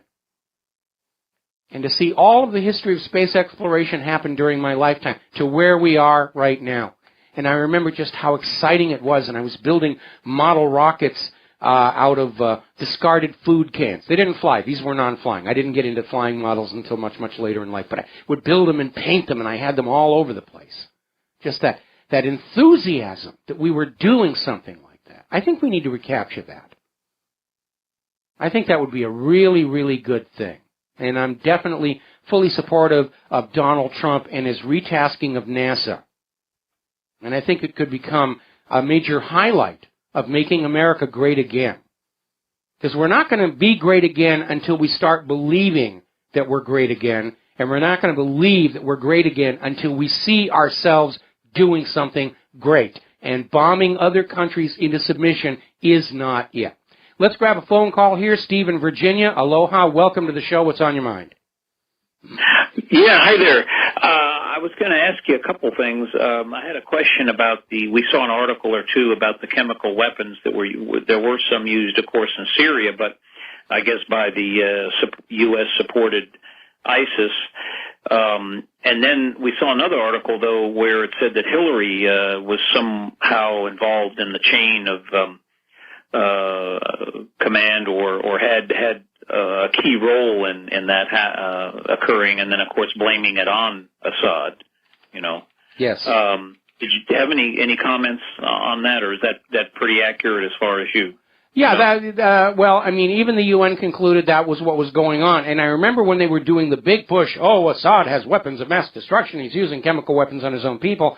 And I often use that as an example when I'm asked, how do you know if a story is real or not?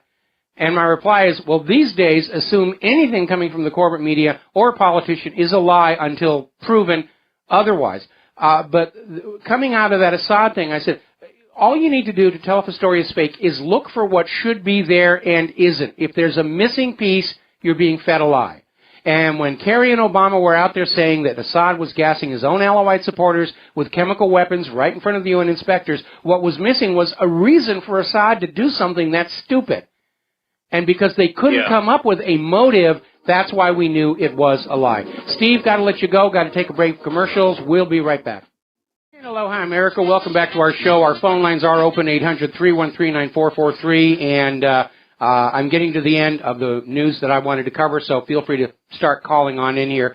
We're now getting an update. The Pennsylvania State Department says that Jill Stein missed the deadline for a recount, and as we reported earlier, Wisconsin has rejected the Stein request for a state recount by hand. They're leaving it up to the individual counties if they want to do a recount by hand or just run the ballots through the machines again. So this whole thing has cratered, and that means Hillary has her place in the history books. She's the first presidential candidate to lose 3 in a row, 2008, 2016, and now the 2016 recount, 3 strikes, and you're out of here. Not that I'm bitter. Now then, as you know, Apple has been having some problems. Apparently, their latest iOS update is shutting off phones and tablets while 30% of the battery still remains, and they're working to fix it. My question is, why were they tinkering with it to begin with?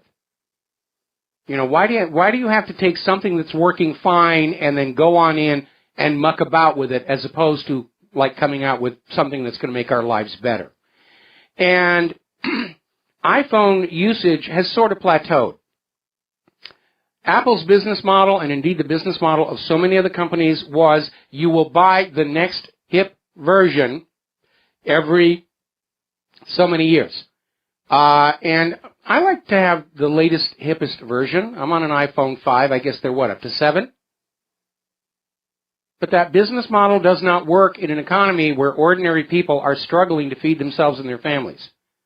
I'm going to keep this iPhone 5 until it actually dies. Then I'll deal with getting some kind of an upgrade.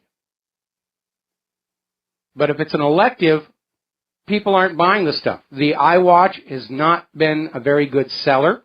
And a lot of people are saying that after next year's iPhone release, nobody's really sure where Apple can go with this. Nobody's really seeing any kind of a new feature that can be added to the phone that will be a significant attractor. And so that's kind of upset. Now, getting onto the world of online censorship, this is getting to be a big, big problem. Apparently, Megyn Kelly has a book out, and Amazon has taken it onto itself to remove comments, reviews of her book that they have deemed politically motivated. Well, again, we don't go to Amazon to have them think for us and decide for us. I go to Amazon to get Grand Tour and vaxxed. So I think we need to go back to that idea of freedom of speech, freedom of expression has to be part of our society, including corporations, and we need to get there. By the way, as you know, Twitter has gone on a binge of canceling accounts of people who don't like Hillary Clinton, and apparently by accident suspended their own CEO's Twitter account. Whoopsie! We'll be right back after station identification. And aloha, America. Welcome back to our show. Hour number 3. The phone lines are open, 800-313-9443. And I'm looking at the collapse of Jill Stein's recount effort. And Pennsylvania has now announced she missed the deadline. It's not going to happen. And that means that all that money that was donated to Jill Stein, well, she just gets to keep that. That's what's going to, they don't call it the Green Party for nothing because Jill is now rolling in the green. So it's a failed effort, and it was a desperate effort. And it was poorly timed because something that people didn't recognize was going to be a factor.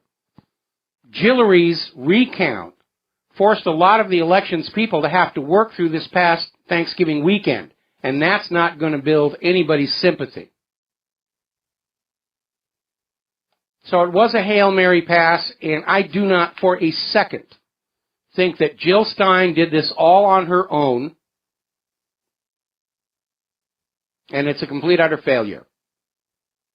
And so right now, for the next 3 weeks, the only way that Hillary can get the White House now is to assassinate Donald Trump. And when you look at all the people in the Clintons' history who've died under suspicious circumstances, it's a real possibility. Donald Trump is going into the White House with as many different elements opposed to him as John F. Kennedy did. One of the dead bodies is Seth Rich, who was the DNC insider suspected of being the source of the DNC email leak to WikiLeaks, who was then shot dead in the early hours near his home, was called a robbery by the police and the corporate media, even though nothing was taken. Still had his watch, still had his wallet, still had his cell phone. They didn't take anything. There's been a break in the case because as they go around the area where the murder took place, and looked at security camera footage, they've discovered that he was killed by 2 assailants, not 1. And they think they have a face. And the family has put out offers of a reward for anybody who can name these people, assuming they themselves are not already dead, buried in Fort Marcy Park. But it's a real risk, a real problem. And if anybody from the Donald Trump campaign is monitoring this show, and I'm going to assume that you are, because everybody else does, please take care of the Donald. Now then, corporate pharmaceutical, the medical industrial complex is continuing their war against alternative natural homeopathic treatments. We're seeing the corporate media declare war on the independent media, the people's right to inform themselves. We're seeing the medical industrial complex declaring war on organic, natural treatments, homeopathy, supplements. It's a war on our right to treat ourselves for our own diseases, to keep us dependent under their control, is really what it's all about. So they're pushing for this huge law, and it's working its way through the system, where they're going to require homeopathic treatments to carry a label saying they do not work. This is from the U.S. government. Now, how does the U.S. government know they don't work? Well, because the FDA says so. And the CDC says so. You know, the same people who told you vaccines are not linked to autism. You know, if you're not the mainstream science, then you're just nothing. Homeopathic treatments have been around for a very, very long time. It was created in 1796. And when I was a kid, growing up in the New England farmlands, I got treated with a lot of these methods. And I can tell you they do work. Sometimes a lot better than what is sold at the pharmacies, and certainly with far fewer side effects. Now, there's an alarm bell being rung over at Natural Blaze because right now, as you know, Crohn's disease is a serious issue, or at least that's what TV is telling us, and they're developing a Crohn's disease vaccination over in Great Britain. Now, the vaccine targets MAP, M-A-P, a bacteria found in 80% of Crohn's sufferers, but not all of them, which suggests that it might not actually have anything to do with it. If you have Crohn's sufferers who don't have this bacteria, on what basis do you think attacking that bacteria is going to have any effect on the Crohn's disease? The bacteria may be opportunistic.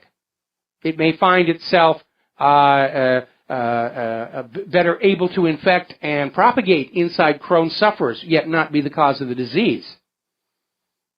There's still a great deal of controversy over whether the HIV virus actually causes AIDS or is simply an opportunistic infection.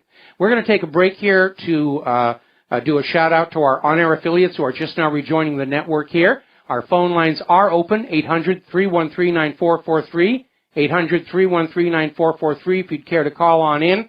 And we're talking about science and health right now. We're talking about a vaccine for Crohn's disease that targets a bacteria that is not present in all Crohn's sufferers. So it's a very weak justification to begin with. It's a rush to have another product to sell to you.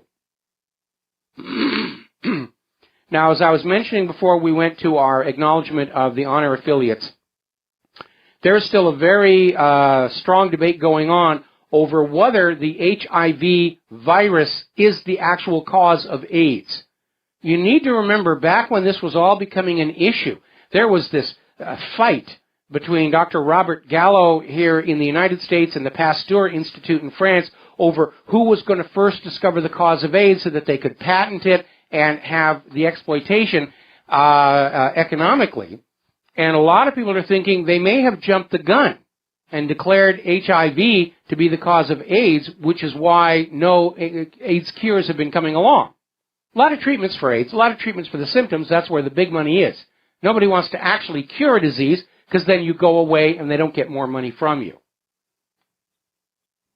But we know there's a lot of reckless science going on in big pharma, and getting on back to that documentary Vaxxed, which you can see on Amazon Prime. And Claire and I watched it, and we bought a bunch of them to give out as Christmas presents. Now, here's where this Crohn's disease vaccine is very questionable, because vaccinations are blamed for causing autoimmune disorders, including Crohn's disease. The problem with vaccines is they don't actually necessarily build up your body's immunity. They can compromise it.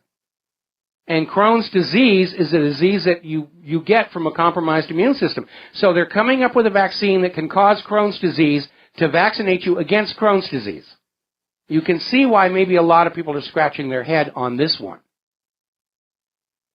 All right, we're going to grab a phone call. Andy in Texas, aloha. Welcome to the show. What's on your mind? Well, hey, Mike, nice to talk to you again. One of the biggest things I've noticed is wrong in our country right now is the fact that corporations are all around us. Okay, now back when corporations were founded, and the government actually legitimized what a corporation was, but they had a charter.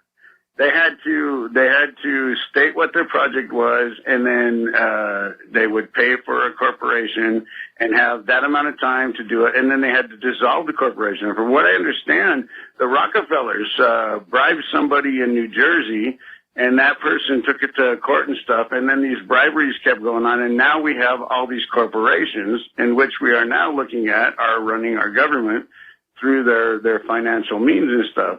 But I do believe corporations had a charter. They were supposed to be dissolved as soon as the charter time was up. Okay, so I got a corporation. I want to build this building. It's going to take me 14 years. Okay, the corporation is over in 14 years.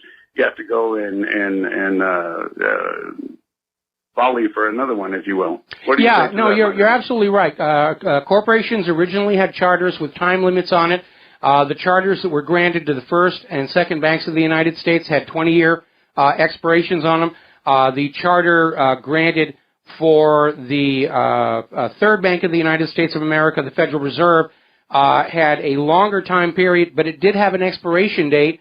That was then extended to 100 years. And then in the 1930s, about the same time as what you're talking about with the Rockefellers, Congress basically declared the charter open-ended, even though that went against what the purpose of the charter was. All corporations today still have charters, but the charter can simply say, you know, we're in business to make money selling fashion accessories, and in this age of acquisition and diversification, the original corporate charter is little more than something that they hang on the wall as a decoration. Well, and you know we're really looking at the detriment part of our country right now, because the corporations have determined our future. Well, corporations with the help of those who are above them. Okay, well, you need to go back a little bit to understand why they became a danger. Prior to corporations, companies were owned by individuals, and the lifespan of the company was that of the owner. When the owner died, there would be death taxes imposed, and the company would either be sold or somehow change shape. It was a way of recycling accumulated wealth back into the society. And if you go back, this is something ceremonial done even in ancient cultures. You know, when the really rich chief died, his wealth would be divided among the village. They didn't simply give it all to his son and say, move forward from there. Of course, in the Middle Ages, that changed. But that's what it was about, was the ceremonial redistribution of wealth into society to keep the economy working. And the problem was, once you had corporations, you literally created an immortal entity that could go on accumulating wealth long after the people who created the corporation had died, and they were safe from death taxes and any of that other. So they accumulated enough wealth to eventually get this ridiculous idea that corporations are persons now for the purposes of the Bill of Rights. But of course, a fetus is just a lump of tissue that you can throw in the trash whenever you feel like it, which tells you how upside down our society is. Corporations can serve a good purpose, but when you allow the unbridled, uncontrolled concentration of wealth into just a few hands, it destabilizes the economy and society as a whole. And we're already there with all of this 1%. And they've got all this wealth, they've rigged the system to bring more wealth to them, and then they're sitting around crying, wondering why ordinary Americans don't have the money to go into the shopping malls and buy Christmas presents. Well, so the bottom line here is that the entire idea of a corporation has been totally inverted, and exactly what the law stated when they first could incorporate has been totally inverted to now they're running the show. And they really are, because it's their money that's bought and paid for all this stuff. Well, it's complicated by the fact that we have evolved a permanent political class who are willing to sell out to the corporate interests. Exactly. So it's actually a two-pronged problem. It would be nice to see some of these corporations broken up under the antitrust, anti-monopoly laws, but we're in an age right now where monopolies are being encouraged in order to maximize profitability.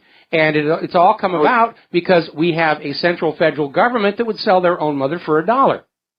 These are hereditary. These are not ordinary Americans in Washington, D.C. For the most part, they're lawyers, inherited wealth, CEOs. They're there to make themselves richer, and they got there by basically ignoring what was going on in the streets of America.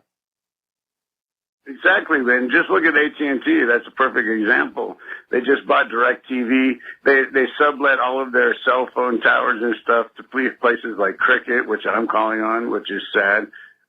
So we people who use AT&T, you can't use that call-in number to listen to your radio station. They can't do it. They can't? They just simply can't do it. No, they can't. Not with AT&T. AT&T calls you up and says you get 3 hours in your pay period that you can listen to a radio show on the phone, and if after that we're charging you.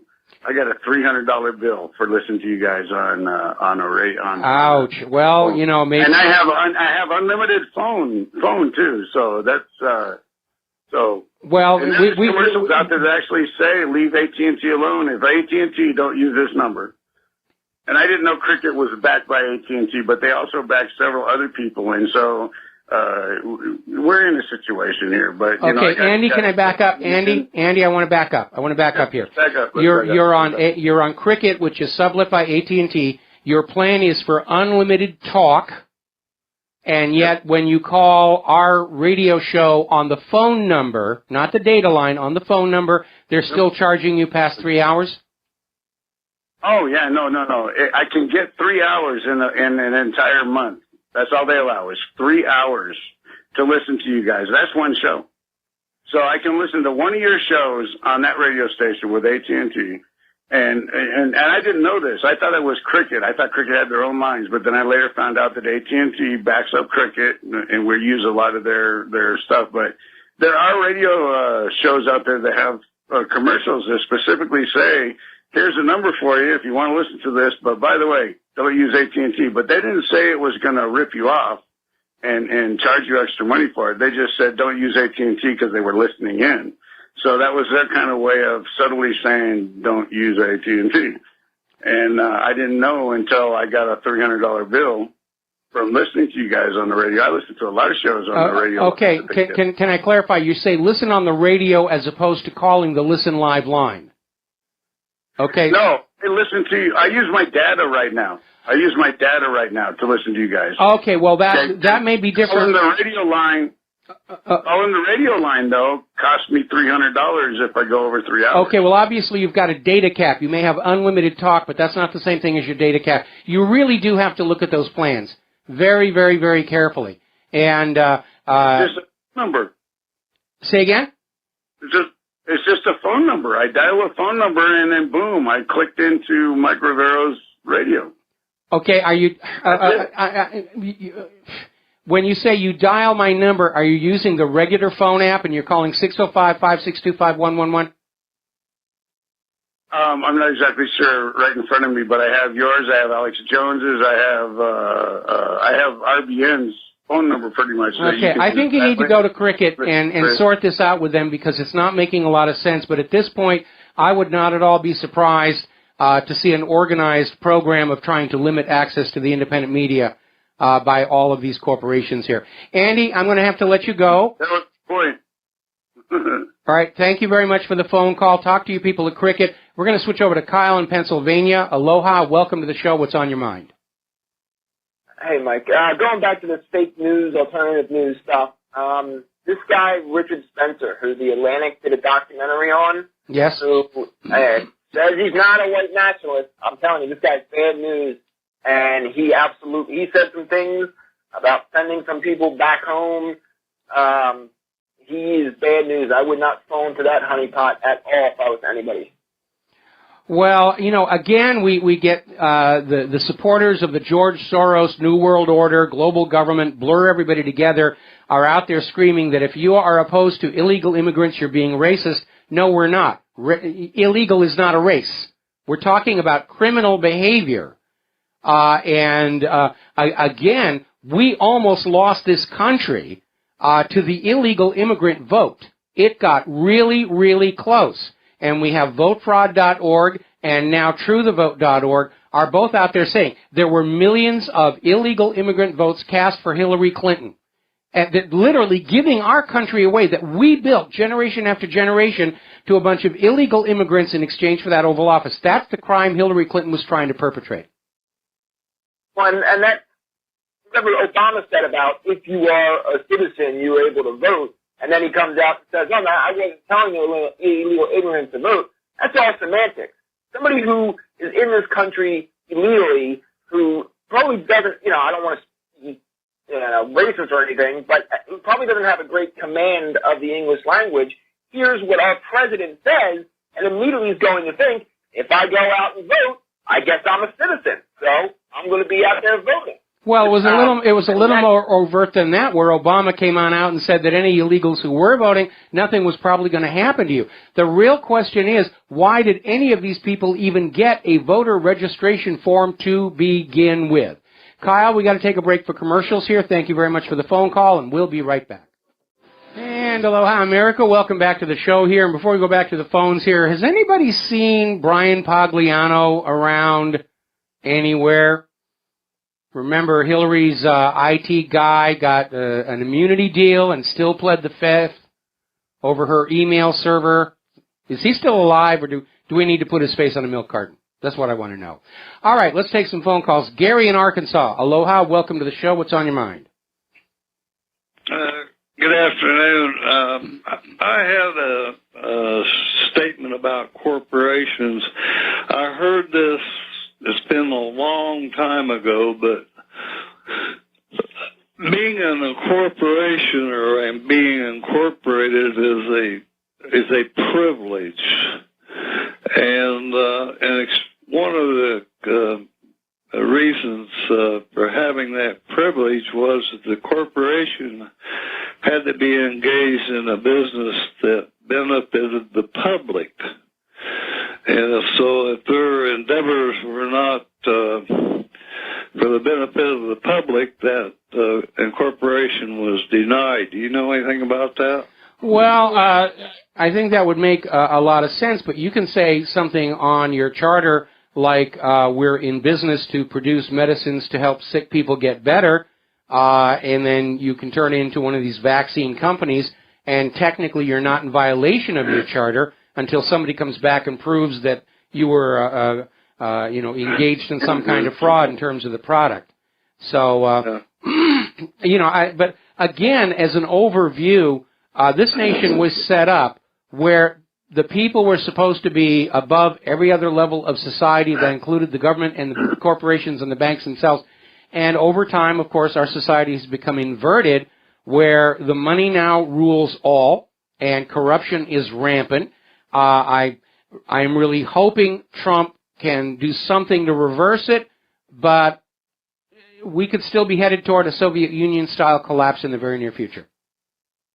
Yeah, I got a couple of little tidbits I'd like to throw out. The first one is backed by U.S. code. I don't know the number and all that, but all the public offices in the United States at the federal level, I know for sure. I'm not sure about the state, county, local, and all that other stuff, has been turned over or given to the United Nations. Now, I would want to see the actual site on that one. And there is one. I looked it up. I can't pull it out of my hat right now. But there is a code, U.S. code, or it's a code of federal regulations, or.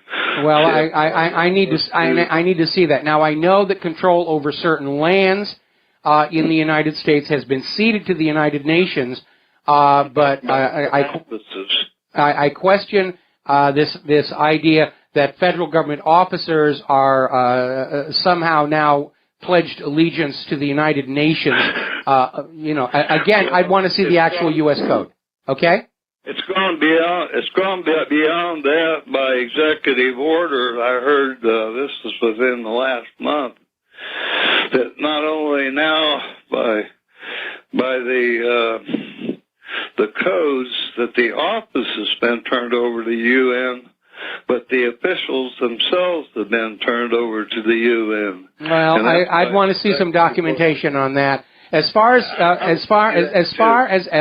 Obama's executive orders are concerned, first of all, most of them are actually illegal because it's exceeding the authority of the executive branch, and all of them can be overturned by Donald Trump with the stroke of a pen. Yeah, well, see, his executive orders only apply to employees or those that are a part of the administrative branch. That doesn't have anything to do with you and I, and that's been proven absolutely right in the case. Absolutely correct. Excuse me? I said you're absolutely correct. Yeah, so I've got, we both basically got dual citizenship now. Again, I'd want to see some actual title, U.S. code to that. I've been hearing about it. I want to see some documentation. Anyway, Gary, I'm going to have to let you go. We got to take a break for commercials. Back with more phone calls after these few words. And aloha, America. Welcome back to the show. And we've had a caller into the show who is now hung up, and I'm getting a bunch of emails all confirming that, yes, even with unlimited talk, these phone companies are all charging to dial our Listen Live line. I was completely unaware of this. It's another form of censorship. So if this is happening to you, the proper response is apparently unlimited doesn't really mean unlimited, nudge, nudge, wink, wink, say no more. I think the solution is all of you should start calling your local talk radio stations and refer them to Republic Broadcasting so that you can listen to this programming over the air and not have to pay for it. Makes perfect sense to me. Just find your local talk radio station and tell them these are very popular shows out here on the independent media, and they can only help build their audience. Now, let's go back to the phones here. Kathleen in Paris, aloha. Welcome to the show. What's on your mind? Hi, Michael.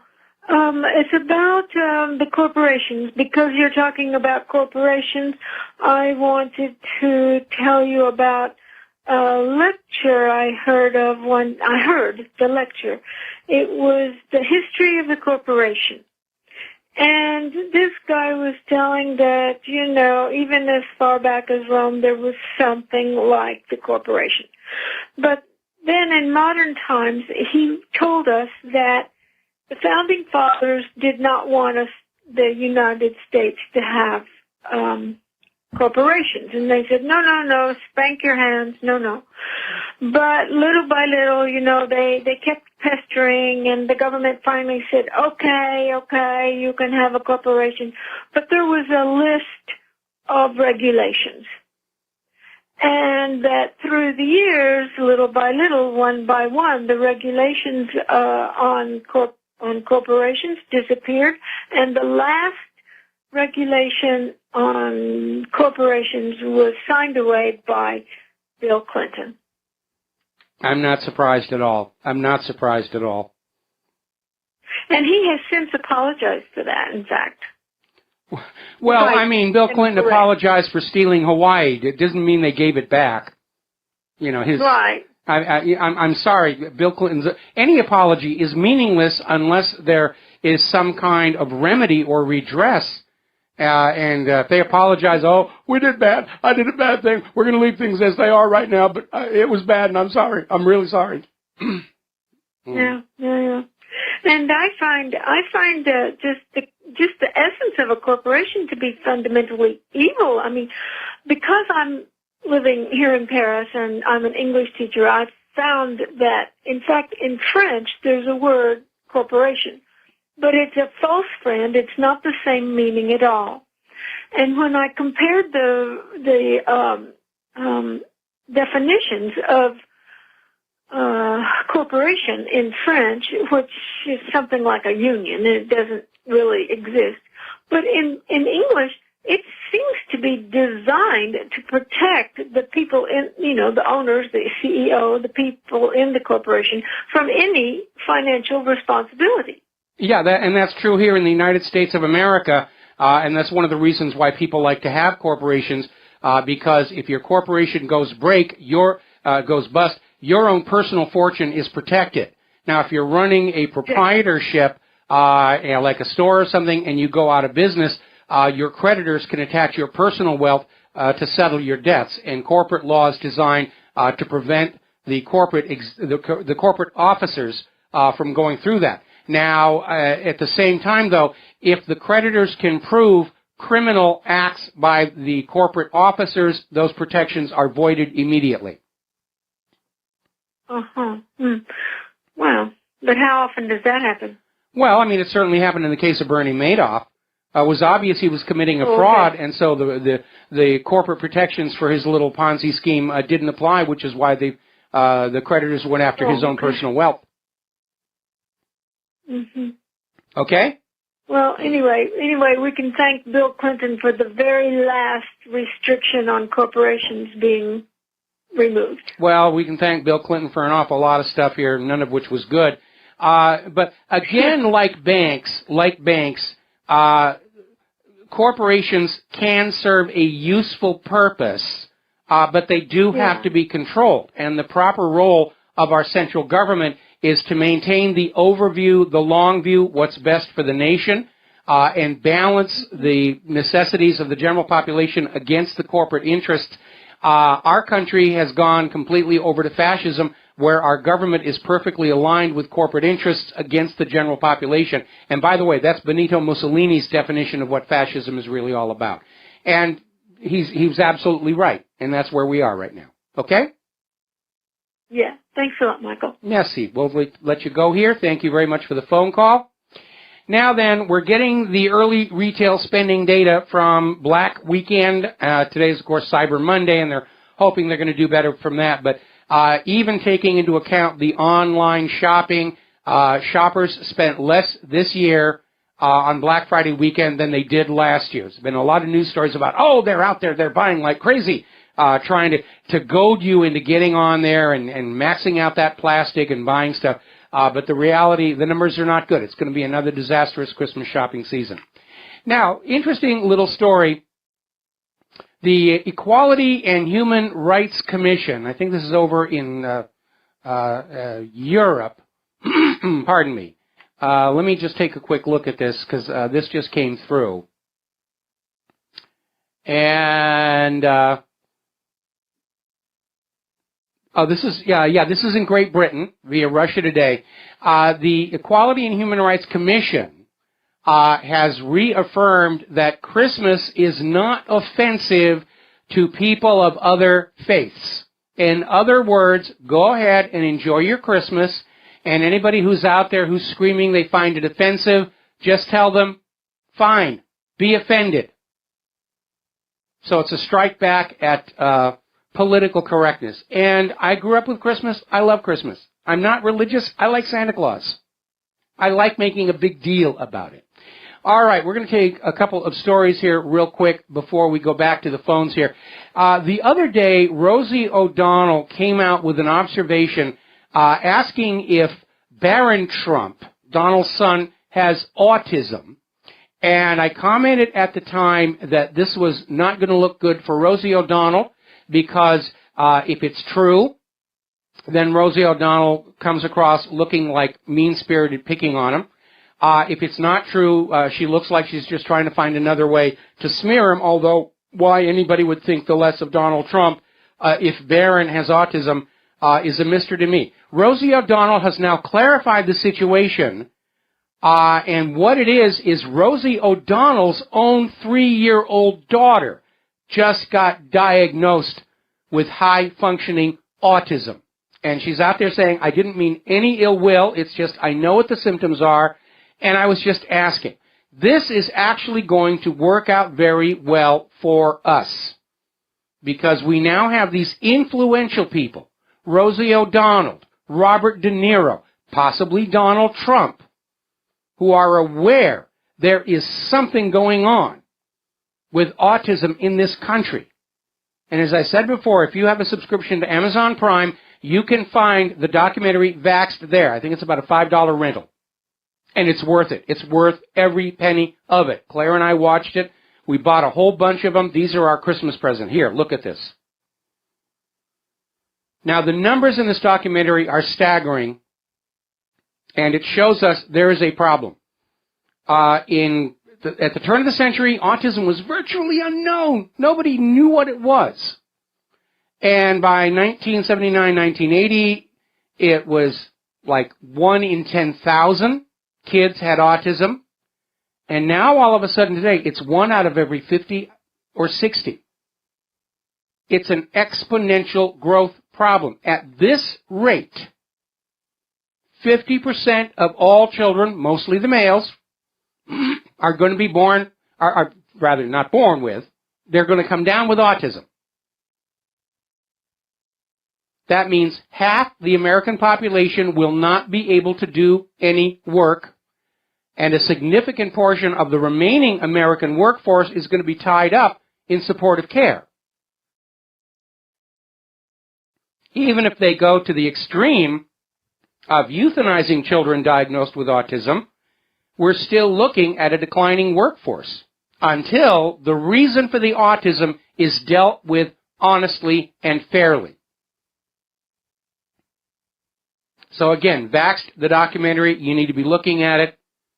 And somebody needs to send a copy to Rosie O'Donnell. I'm probably going to be sending a copy to the White House once Trump is in there. Because it is a major problem. And in the short term, it makes great profits for the pharmaceutical industries. In the long term, it could collapse our entire society. All right, let's go to James in Tokyo. Aloha, James. Welcome to the show. What's on your mind? Hope you had a good Thanksgiving. I only had a turkey cup of noodles. If you and Claire were decent people, you would have sent me a leg or something like that. Well, anyway, I hate to break your heart. We had a meatloaf. Okay, Mike. I want to talk about the recount. I don't know why they're doing it. I know it's not for the recount itself. These things are highly supervised. Hillary's not going to cheat or throw away different votes, and all it will do is reaffirm that Trump was properly elected. And maybe there were some immigrants, illegals that came up, and it'll even reaffirm it even more. So I think there's a different reason. Either Hillary Stein. Well, hang on. 1 second there. First of all, the problem with our current election system is when they're going back to recount the votes, they can't identify the votes that were cast by illegal immigrants, non-citizens who were not supposed to vote. There's no tracking whatsoever. So they can't go back and say these many votes were illegal. And remember, in the early part of this year, how Hillary's lawyers were running all over this country trying to strike down voter ID laws because they knew they were going to be doing this. So as far as what's going on, to be very honest, I think this was a shoot from the hip act of desperation, where Podesta, after nursing his black eye and everything, went over to Jill and said, if we could reverse Wisconsin, Michigan, and Pennsylvania, Hillary will be the president. Let's get a recount going there and get it so messed up, we'll either get a reversal there or we'll take those 3 states out of the Electoral College, in which case we would need only 8 faithless electors to hand the White House to Hillary Clinton. I think that was their real plan. Was Florida 2000 all over again? Pennsylvania's locked up in the courts, can't participate in the Electoral College. Wisconsin's locked up in the courts, can't participate in the Electoral College. Michigan locked up, can't participate. That would bring Trump and Hillary Clinton very close together. They would only need 8 faithless electors, and Hillary already has 6 Trump electors saying that they will vote for her. And I think that was their real plan. But now it's cratered. Pennsylvania has said she's missed the deadline. She'd need a court case anyway to force a recount. They're certified for Donald Trump. Michigan has certified for Donald Trump. They already had a recount by hand because their original result was so close, it triggered a mandated recount. And now Wisconsin is out there saying they're refusing a statewide recount. If the counties want to recount, they can do it. But I don't expect to see that happen because too many of those people were forced to work over the Thanksgiving weekend because of this nonsense. It was a Hail Mary desperation pass. It's made Hillary look like a sore loser again. The Democrats look like a sore loser. Jill Stein, I think her career as a politician is pretty much over, but she's probably going to walk out of this whole mess with about $4 to $5 million in her pocket. Well, that's a good payday, but Pizzagate, if it's true or not, do you think maybe Podesta did that to just try and take attention away from that? Could very well be, or to try and find another way to embarrass the independent media. I'm once again being flooded with emails about space aliens and, Planet X and HARP and chemtrails and, all this other nonsense. That you would think after this many years they would realize I don't post those kinds of stories. If you want to see those kind of stories posted, go over to Disinformation, whatever that Democratic group in California is that's running all the bogus websites. Disinfomedia, that's Michael, the name of it. Except you're really nice, except to Rosie O'Donnell. I mean, I've seen the video, pictures of her on her boat, shaving her face with an electric razor, and Trump was out of line for calling her that bad name. Well, I kind of agree, but it was also out of line for the corporate media to try and convince us that we should pick our next president on the basis of whether they're politically correct or not. When my plumbing explodes, I want a good plumber, and if he comes on over here and he's swearing and cursing and using bad language, I don't care, because he's here to fix the pipes, not be politically correct. The same thing with Donald Trump. We hired him to fix this country, not be politically correct. Hey, have a great day, Mike. All right. Nice talking to you again. Thanks an awful lot. We're going to let you go here. Now then, getting on back to the medical industrial complex, story coming out of Natural Blaze. Apparently, new documents have surfaced showing Monsanto knew about the link between glyphosate and cancer 35 years ago. But it makes money, so we're going to sell it.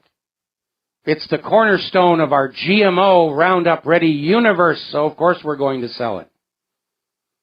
You know, getting on back to vax, one of the things that's really kind of interesting, as you know, the U.S. government passed laws that made it impossible for the parents of, the families of people damaged by vaccines to sue the vaccine makers themselves. Instead, they have to go to this vaccine court, which is funded by the taxpayers. You, the taxpayers, get to pay for the damage the vaccine companies are causing. And the vaccine court all of a sudden was looking at this flood of claims coming on in and saying, we don't have this kind of money. They were literally looking at $1 trillion exposure, and that's why the CDC came out with this report saying there is no link between autism and vaccines.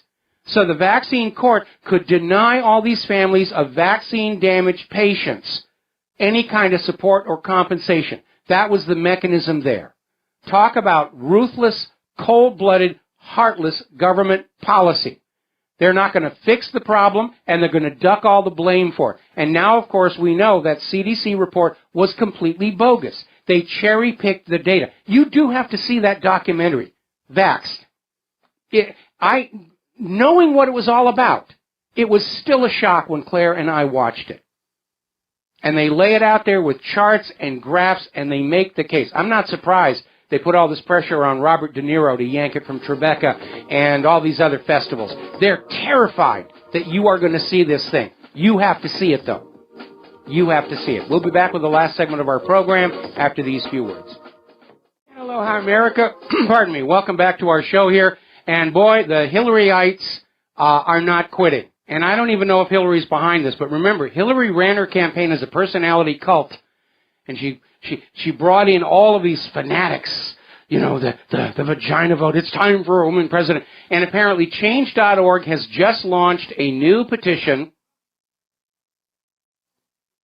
and they're demanding an audit of the entire 2016 presidential election. Well, first of all, this is grandstanding. The way the system is set up, you can't audit it. And if it were possible to audit, the first thing they're going to find is there's a lot of election fraud. And it was all on the part of Hillary's people. We got that from blackboxvoting.org and Bev Harris. But it's just insane. And this petition is back with the same thing. The FBI has determined Russia was hacking our election process. It's amazing. Supposedly, it has 260,000 signatures already. Probably from all the dead voters and illegal immigrants. Okay. Anyway, everybody is now finally acknowledging Donald Trump has 306 electoral college votes, with Michigan finally having certified. Meanwhile, over in Switzerland, they're coming up on a referendum this weekend on nuclear power. There's a referendum saying it's time for Switzerland to phase nuclear power out. If the voters choose yes, it would force 3 of the country's 5 reactors to close next year, and the remaining 2 by 2029. Now, my issue with nuclear power is the waste disposal issue. Nobody's ever solved that. Now, I think that with proper management, nuclear power can be handled safely. The problem is the safety decisions on nuclear power plants, the Deepwater Horizon drilling rig, the oil pipelines are always left up to the money junkies, who will always cut corners, specify less quality parts, and it leads to a disaster. And they dump the costs on the taxpayer and the people living around the disaster. But I think we can live without nuclear fission power, and we probably ought to. Maybe if there's a push against nuclear fission, there'll be an impetus to develop fusion or thorium cycle power. which is far less damaging and dangerous and harmful. The reason fission power is still being pursued by so many countries is, as a side benefit, you get bomb stuff out of it. Can't get bomb stuff out of a fusion reactor. Can't get bomb stuff from a thorium cycle reactor. Fission reactors, you get plutonium, things that go bang. Isn't that wonderful? So I kind of hope the Swiss go that way. I hope they do. But we do need to solve our energy crisis. But again, that might be something for our new civilian technology incubator at NASA to be thinking about. New ways to generate energy without needing oil, without needing coal, without risking radioactive contamination.